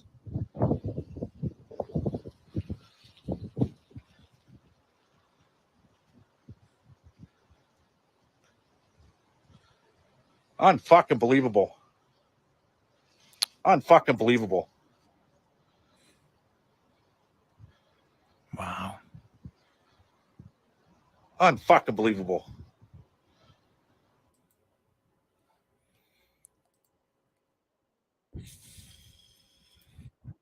Mailbox too? No. Did he steal yours? Did he steal your fucking mailbox too? No, yours is still on the fucking wall.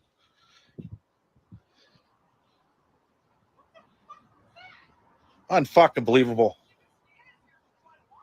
I know. The wife took off and she said there's a creepy crawler. He looks like he's got a lunchbox. You don't look like he's that type of guy. And I'm watching him. And I seen him come right across the street from your house and grab my motherfucking mailbox and fucking try and rip it right out of the ground. Scrap metal. I'm not kidding you. Should have stuffed him in the mailbox. What a fucking goof. Don't worry, I ain't calling the fucking cops. That ain't my fucking style. But you see that creepy crawler, you got a video of him. See him in your fucking neighborhood, just watch out. Unfucking believable. Hi, Christina, how are you doing? Some shout outs. So if you're just watching now, fucking, I'm watching the guy through my fucking window walk across the street, and he grabbed the hold of my mailbox, and he fucking tried tearing it out. Like, it's not even fucking aluminum. It's fucking tin. What are you going to get for that? Nothing. Nothing. Unfucking believable. What a fucking day. Wow. Fucking dirt squirrels everywhere in this fucking city. I'm sick and tired of it. Yeah.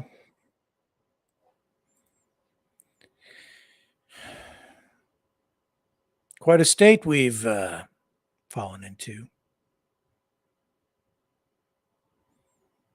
How did we get here?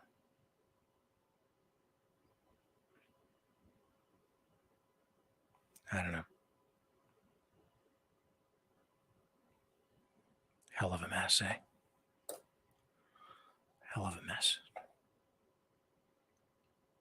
Okay.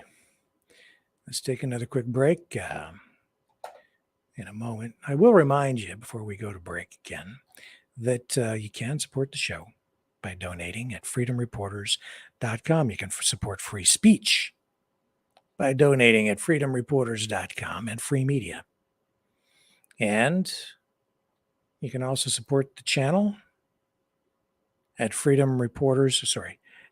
maverickdonations.com. That's the Give Send Go page. That takes you to freedomreporters.com, takes you to the PayPal. And I have to say, thank you very much to David Doyle and to Rosemary Mack, both of whom donated in the Rumble Rants last night.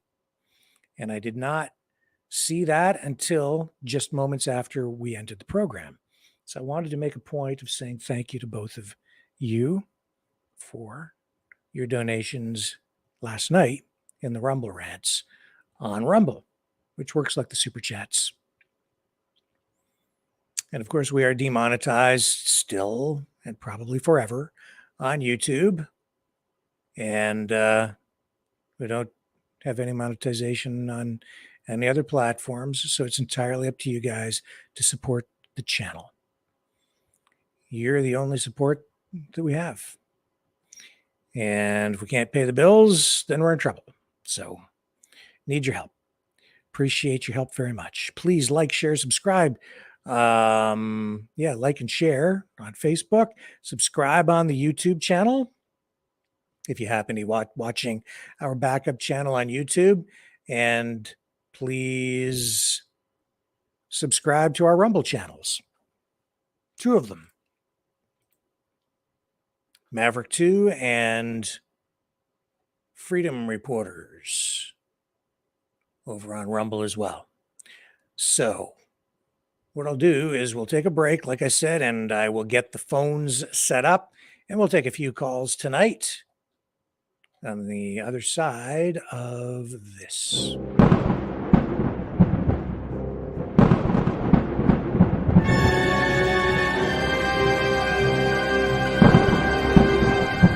Fear not the storm, for truth is on our side. Maverick News. The world is watching.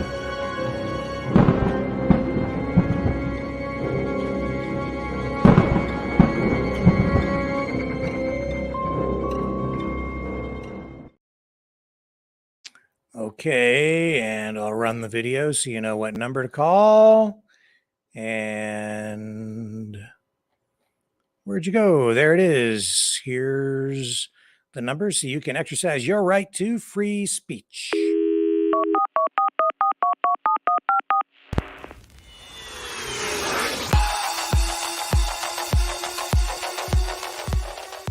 Join the conversation. Call 1-833-975-3733. That's 1-833-975. Free. Speak up. Speak out. Make your voice heard. Maverick News. Fighting for freedom by defending your right to free speech. Be a Maverick. Join us.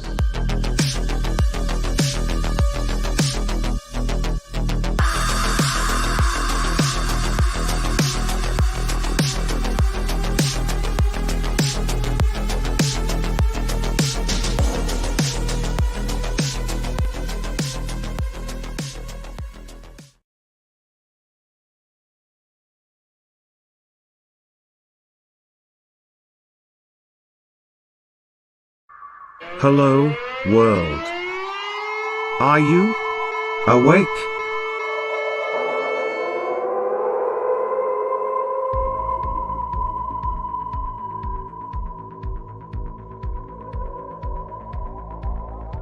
Uniting humankind by liberating millions of minds at a time. Maverick News. The world is watching.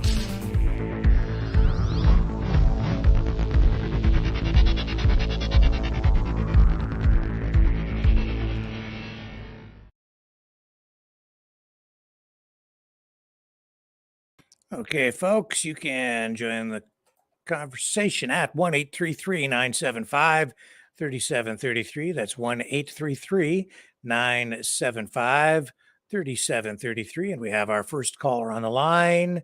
It's the one, the only man without a plan. Yo, rumble fuckers out there. There's 350 of you watching right now. But you know what? When I posted that on Facebook, Rick, everybody's comments were like, smash them. I couldn't believe the violence coming out of people's mouths, right? That's the easy thing for me to do. Yeah. Was to fill them in, okay, and pave some potholes in my fucking road, okay? But I'm on bail, for starters. He's not on my property, and I don't even know if that's even legal if he's on your property, right? But prior to that, I was fixing my door, and I was drilling everything maybe a half hour, 45 minutes before. And I brought my drill in. I said, yeah, somebody probably walked by and steal it, right? That's how you bait these fuckers. If you want to bait them, put a shitty DeWalt that don't even work on your front porch, and you can bait them all day long, right? You know, maybe he has a fetish with mailboxes, because I know a lot of guys that have fetishes with female boxes. I don't. It just seems really weird to me. I mean, he grabbed hold of the thing and then just pulls it over. Well, what was he doing? Trying to take it with him? And the funny thing was, when I confronted him, he didn't look like a drug addict. Okay, he was coherent. Okay, but he was carrying a cat cage, and we have 3 outdoor cats and a couple indoor cats. And you know, maybe he's I don't know, man. But you know, it's only going to get a lot worse. You know, I'm in court today. I actually adjourned again. Yesterday was court, and the lawyer called in sick, or well, she came to court and she got sick. So she left me there, and I had to stand up in front of the judge and adjourn my own damn case. And the same thing today, right? She called me. I'm not going to make it, right? Well, I'm in court. There's guys there. One guy gets 6 months house arrest for stabbing somebody. Bizarre. That, you know, yeah, you're the guy in court, and you know, and he got house arrest. They're coming after it. Yeah, I'm in court, and they're coming after everything. I'm telling you, this digital. I see why this digital bullshit's crazy. Okay, they're coming after everything. I mean, they're trying to come after my motherfucking house. I've been paying 20-something years on. Okay, they want it all. They show me all kinds of shit in the disclosure. Maybe I shouldn't discuss my disclosure right now, but I really don't give a fuck. Okay, over $800,000 in check transactions between me and my business, right? And the police say they like to do shit like, well, this is what they did. They kicked me out of my business because even though marijuana was legal at the time, okay, they kicked me out of my business, put locks on the doors, and when they came and seized the computers and the POS system and everything else, right? It gave them the forensic footprint, right, to come after whatever they wanted forensically. But I was giving away a lot of money. Okay, I can't even recall, right? So my lawyer said, well, where's the records? They were in the place. The cops locked it. So they took the records, and I never got my fucking records. Okay, and they're coming after everything. Like, it's to the point I told my lawyer, you know what? She said, it's going to cost, I can't even take it to trial. It's out of my league. And it's going to cost you $100,000 for more lawyer fees. That ain't going to happen. Okay, I'd rather go to fucking prison at this point, you know, than to, you know, cough up $100,000. That's a lot of money. You know, when you see guys stabbing people and getting 6 months house arrest, okay, this is a financial crime. They're trying to say it's money laundering. Well, I gave out a lot of checks, okay, and a lot.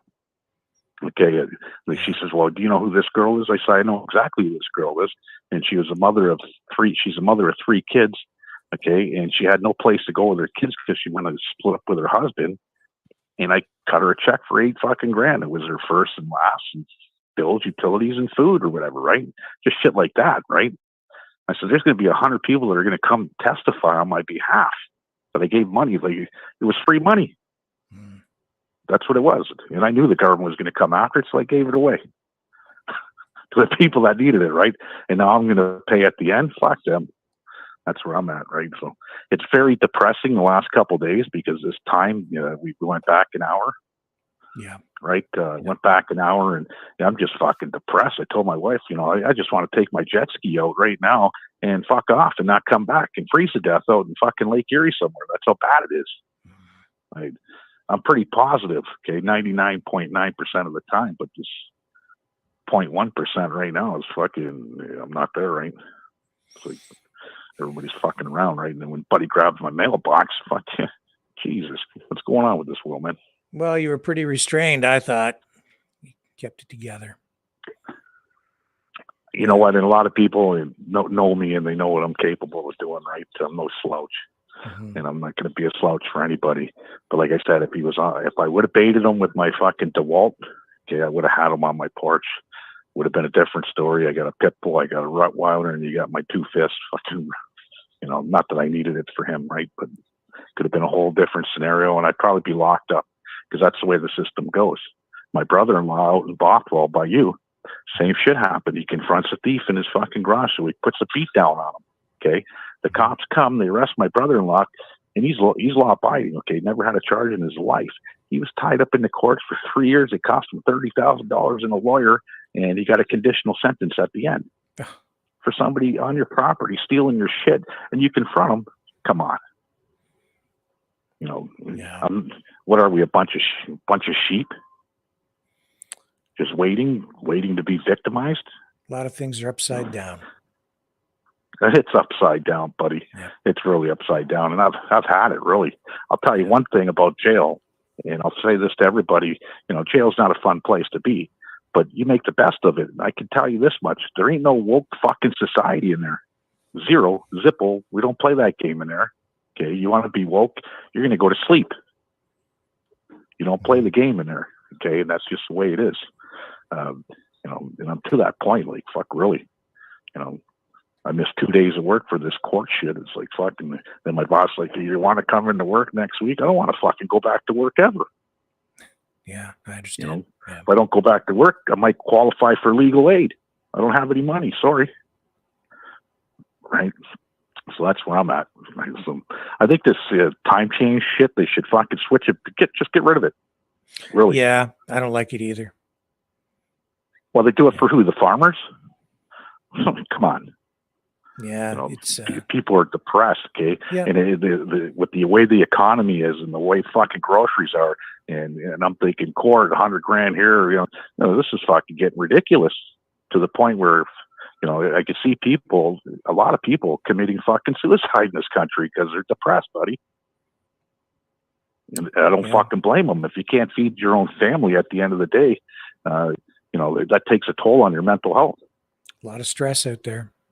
Inflation's out of control. Yeah. Everything's out of control. Rent, inflation. The guy's trying to steal a tin fucking mailbox I bought on Amazon. It cost me $80. And the crazy thing is, it sat in a box in my house for 3 years, and my wife always yelling at me to put up this mailbox. So for Mother's Day, me and my son, she went shopping. I said, "Hurry up, get the shovel." We dug the hole, put the concrete in the water, set up the mailbox for Mother's Day. I said, "Watch, don't even tell your mom. She probably won't even notice it's up." Well, she noticed it right away, right? And she's like, "Oh, that's very nice of you guys," right? And so that was her Mother's Day gift, and it's like unbelievable, really. Wow. Like, it's fixable. Yeah. It's fixable, but it's made out of shit. Yeah, it's made out of shit Chinese tin. What are you going to get? 2 cents at the fucking scrapyard for it? Yeah. Like, come on, man. What are you going to do? But it's only going to get a lot worse, people. Okay. I don't care what hood you're from. You could be in South Windsor. You could be, well, look at Hollywood. Okay. You could be anywhere you want in North America. It's going to get a lot worse before it gets. I don't know the remedy on getting it better, buddy. I don't. Because when the police ain't even going to come to a scene, why are you even going to call? Why are you going to waste your fucking time? Right? Yeah. So, and I hear Chatham's getting bad too. We've got our problems up here for a small city. Yeah. It's never used to be like what I'm seeing now. You'd never had homeless people here before, but we do now. It's you put a ring doorbell in, they'll steal the fucking Ring doorbell. Mm-hmm. Mm-hmm. They don't give a shit, right? It's like unbelievable. Yep. You know, I kind of laughed about it after when my wife got home. She's like, "Yeah, she's seen the video, right?" She's like, "That's unbelievable," and I was laughing. You know, I said, "You know, for what it is, right?" But shit, nothing sacred. I'm glad I got a 7-foot fence around my house. It's like a moat. It looks like the wall in Gaza around my property. And I did that a couple of years ago, and I'm glad I did. Well, take Because some I haven't pictures caught and anybody, huh? send them to Vivek Ramaswamy. He's looking for designs for his wall along the northern border. Yeah, you know what? That kind of reminds me of Joe Biden saying he wanted to build a fast rail to India across the Pacific Ocean. That's right. I forgot about that. Yeah. He did say that, right? So, Yeah. Keep training, pal. You know, and who's going to pay for the wall? Us? Yeah. We gave it all to Ukraine. Maybe the Ukrainians will pay us back. Yeah, maybe. Wouldn't hold my breath on that. I don't think so. Yeah, Well, sir. it's actually pretty funny how we're not hearing it about the Ukrainians anymore. The war just stopped. Yep, that's an indication to me that we're in the final stages of whatever it is that they have going on over there. So I think that's sort of a positive thing. It's just unfortunate. Well, terrible to say. It's unfortunate that so many people died. It's a tragedy. It's horrific, really. Hundreds of thousands of people have been killed. 100%. With one last note, everybody out there, if you got it, give it. Rick could use it. Okay, keeps the phones going, keeps the program running. With that being said, Rick, you guys all have a good night. Thank you, Leo. Really appreciate that. And we'll move on to our next caller here. And hello, who do we have on the line? Hello, how are you tonight? I'm fine. How are you, Chris? Not too bad. I was just listening to Leo there, and man, I feel for him. Like everybody, like even I'm depressed. Like this time change. Like even though we go back and we're supposed to gain an hour of sleep, the fact that it's dark by 4:45, it's real. And you know what? People are already depressed, so this isn't helping. You know, like I think Leo's right. I mean, Saskatchewan doesn't change. Yeah, I'm never right, Chris. And I'm never right, Chris. And I'm still on the line because I know how to get into this line. Between me and Jason LaFacci, I broke into Rick's line. And it's nice to talk to you. It's nice to talk to you. I just want to say Leo. You're one of my favorite callers, and Johnny and Pam and Dee. Okay, right. Okay, she never calls. But I just want to say you're one of my favorite, and it is what it is. Don't be so depressed. This shall pass is a good slang. Well, what I wanted to say was, so I live in a really small town, and we have a lot of drug houses, like meth houses around here. And at night, the activity, and you guys are riding their bikes around, you can't have anything nice outside. They steal the stuff, then the police know who they are, so they'll come and arrest them. They'll have their day in court, they get slapped on the hand, and they're out again, and the next night it continues. It's like a revolving door. And it's crazy. Like you said, you can't have anything nice outside. Like that guy was pretty brazen to walk up and do that to your mailbox. Like you said, I guess he thinks it was worth something, right? Well, it wasn't even noon yet. I think maybe, it's just past noon. It's like, usually shit happens after dark, right? Yeah. Now they're like zombies. Okay, no. That is bizarre. And he looks like he was. And you said you don't think he was spaced out. To me, he seemed like he was kind of, I don't know, like he didn't seem very concerned that you were approaching him. No, and you couldn't hear it in the thing, but he offered me $5. So I'll give you $5. Come on, man. Okay. Oh my God. He offered me $5, and I'm like, that ain't gonna work, right? So, Yeah, just no. be vigilant. I'm No. the type of guy I don't sleep late. I'm up now till 6 o'clock in the morning. I'm off work Okay. tonight, but I watch the Ford as we go, right? And there's a lot of crazy shit going on. Just be very vigilant around your surroundings. Like the guy normally looked like the type of guy I'd have over for fucking Sunday dinner. Yeah. Yeah, Right, yeah. so- He didn't look like a guy that goes around doing that kind of stuff. But like you said, you do have to always, like if I go out alone at night, I'm always watching my surroundings. Like even when I come in, like where I park, I don't have a light in my driveway for my garage, and I have one of those old garages where you got to get out, go in the door, open the main door, and then get in your car, and then but I have light on the other side, so at least I can see my yard, which is good. But yeah, you have to be careful, that's for sure. But I just want to chime in tonight. Okay, bye, Chris. Okay. All right. Thank you, Chris. Okay, Rick. And anything You're else you want to welcome. talk? You want to talk about anything else? No. All this rioting going on, and these fighting going on, and I kind of had to laugh just a little bit because Trudeau was saying, "Oh, this isn't Canada. We don't do these things."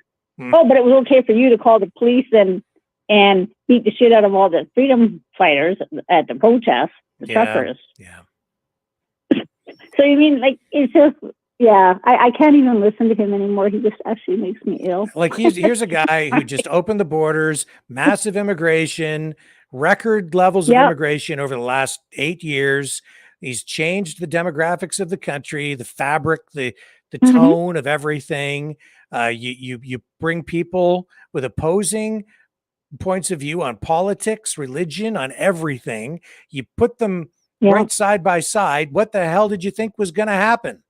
And then he sits there and says, well, this isn't Canada. Well, yeah, it is. It is today. Yeah, thanks to you. This is it. Yeah. What did you think was going to happen? I guess my question is should we, with all this violence going on between the Palestinians and the Israelis, should we as Canadians be concerned for our safety at any point in time? Do you think this is escalating more and more all the time? Like, yes, absolutely. 100%. Everyone needs to be concerned for their safety because while it's not widespread, it only takes one person to do something really stupid. You see it in other countries all the time. Yeah. We've already seen it here in Canada. People with extreme ideas will do extreme things. And yes, they are here. It's just something we are going to have to deal with. And it will happen. Wow. It's just a matter of time. And they might not even target you, but if you're out shopping and somebody decides to blow themselves up, you got to hope that you're not there when it happens. Yeah, that's especially now that the holiday season is coming, because you're going to get more and more people out shopping and doing stuff. You have to wonder, like, are things going to start intensifying more because of the holidays? Because all around the they world. know there's going to be more and more people out. All around the world, not just here. The immigration has taken place all through Western countries. Oh, yeah. I mean, Yeah. I have my own views on why that has happened. We blame our governments. I think that it even goes beyond that, but I don't want to sound too conspiratorial here tonight. No. But the reality is it's happening. And so it has already happened. And in fact, tonight, I mean, the violence is just spreading. So in Spain, Alejo Vidal Quadras, formerly of PP, I guess, whatever that is. He's a sort of a right-wing politician, as described by the mainstream media. He was shot in the face today. Oh, wow. So it's just it's everywhere. And it's everywhere. Spain is one of those countries that is in play because it's also a country that is being described by people with a political point of view. It's another occupied colonial power, right? Oh. Where Okay. they're occupying the land. They want, Wow. I heard calls 3 days ago for Spain to give the land back. Well, we're going to face this. We're facing the same issues here. And I'm not going to get into it tonight, but I've already mapped out where the narrative on this is going to go. There's going to be another pivot in, I don't know exactly when yet. I haven't figured out the timeline, but I know how the narrative is going to pivot. And it's going to pivot in a way that will give justification for land claims, I think, to the immigrants coming to Canada in much the same way as First Nations peoples have land claim here too. It's I don't know if legally it will work, but I know what the I know how they're going to spin the narrative. I've already kind of figured it out. And we can talk about it another night. Sure. So. Did you happen to see anything about the protests today in Victoria, BC, about Bill 36? No. Okay. If you get a chance, I'll let you do some research on that. I won't get into it here, and you can kind of see what's going on. It's got to do, I think, a lot with the doctors and stuff in BC. Not a lot of good stuff is going on there. So. Okay. I haven't really followed too much about it. I just kind of heard about it through the grapevine. So I can't talk too much because I haven't done my research either tonight. But I thought I'd bring it up. But anyways, Rick, I'll let you get on to your next caller. Leo, it was nice talking to you in person. And I hope your court case continues to go well for you. And we'll talk to you guys later. Thank you, Chris. Always a pleasure. Okay. See ya. Bye. Okay, bye. Okay, and we're going to actually wrap that up. So that comes to an end. Thank you guys for calling in. Really appreciate that. That actually gets us to 8:30 p.m. Eastern Standard Time. So again, I'm just going to remind you that you can support the show by donating at freedomreporters.com. You see the URL on the ticker banner thinger down there. Freedomreporters.com, the scrolling ticker banner. You did the thing. I did the thing. I did the thing. I put the banner up. Yeah. And I'll take this phone number off the screen right over here. And with that, I am going to go do other work. Wrap it up just a little bit earlier than normal tonight again, just because I'm trying to catch up and so much other work that I have to do behind the scenes here tonight. And thank you guys again for your support of the show. I will be back tomorrow night, 6 p.m. Eastern Standard Time, right here on the Maverick News Channel. Catch y'all on the flip side. Got to find the closer thing. Oh, there it is. Peace out.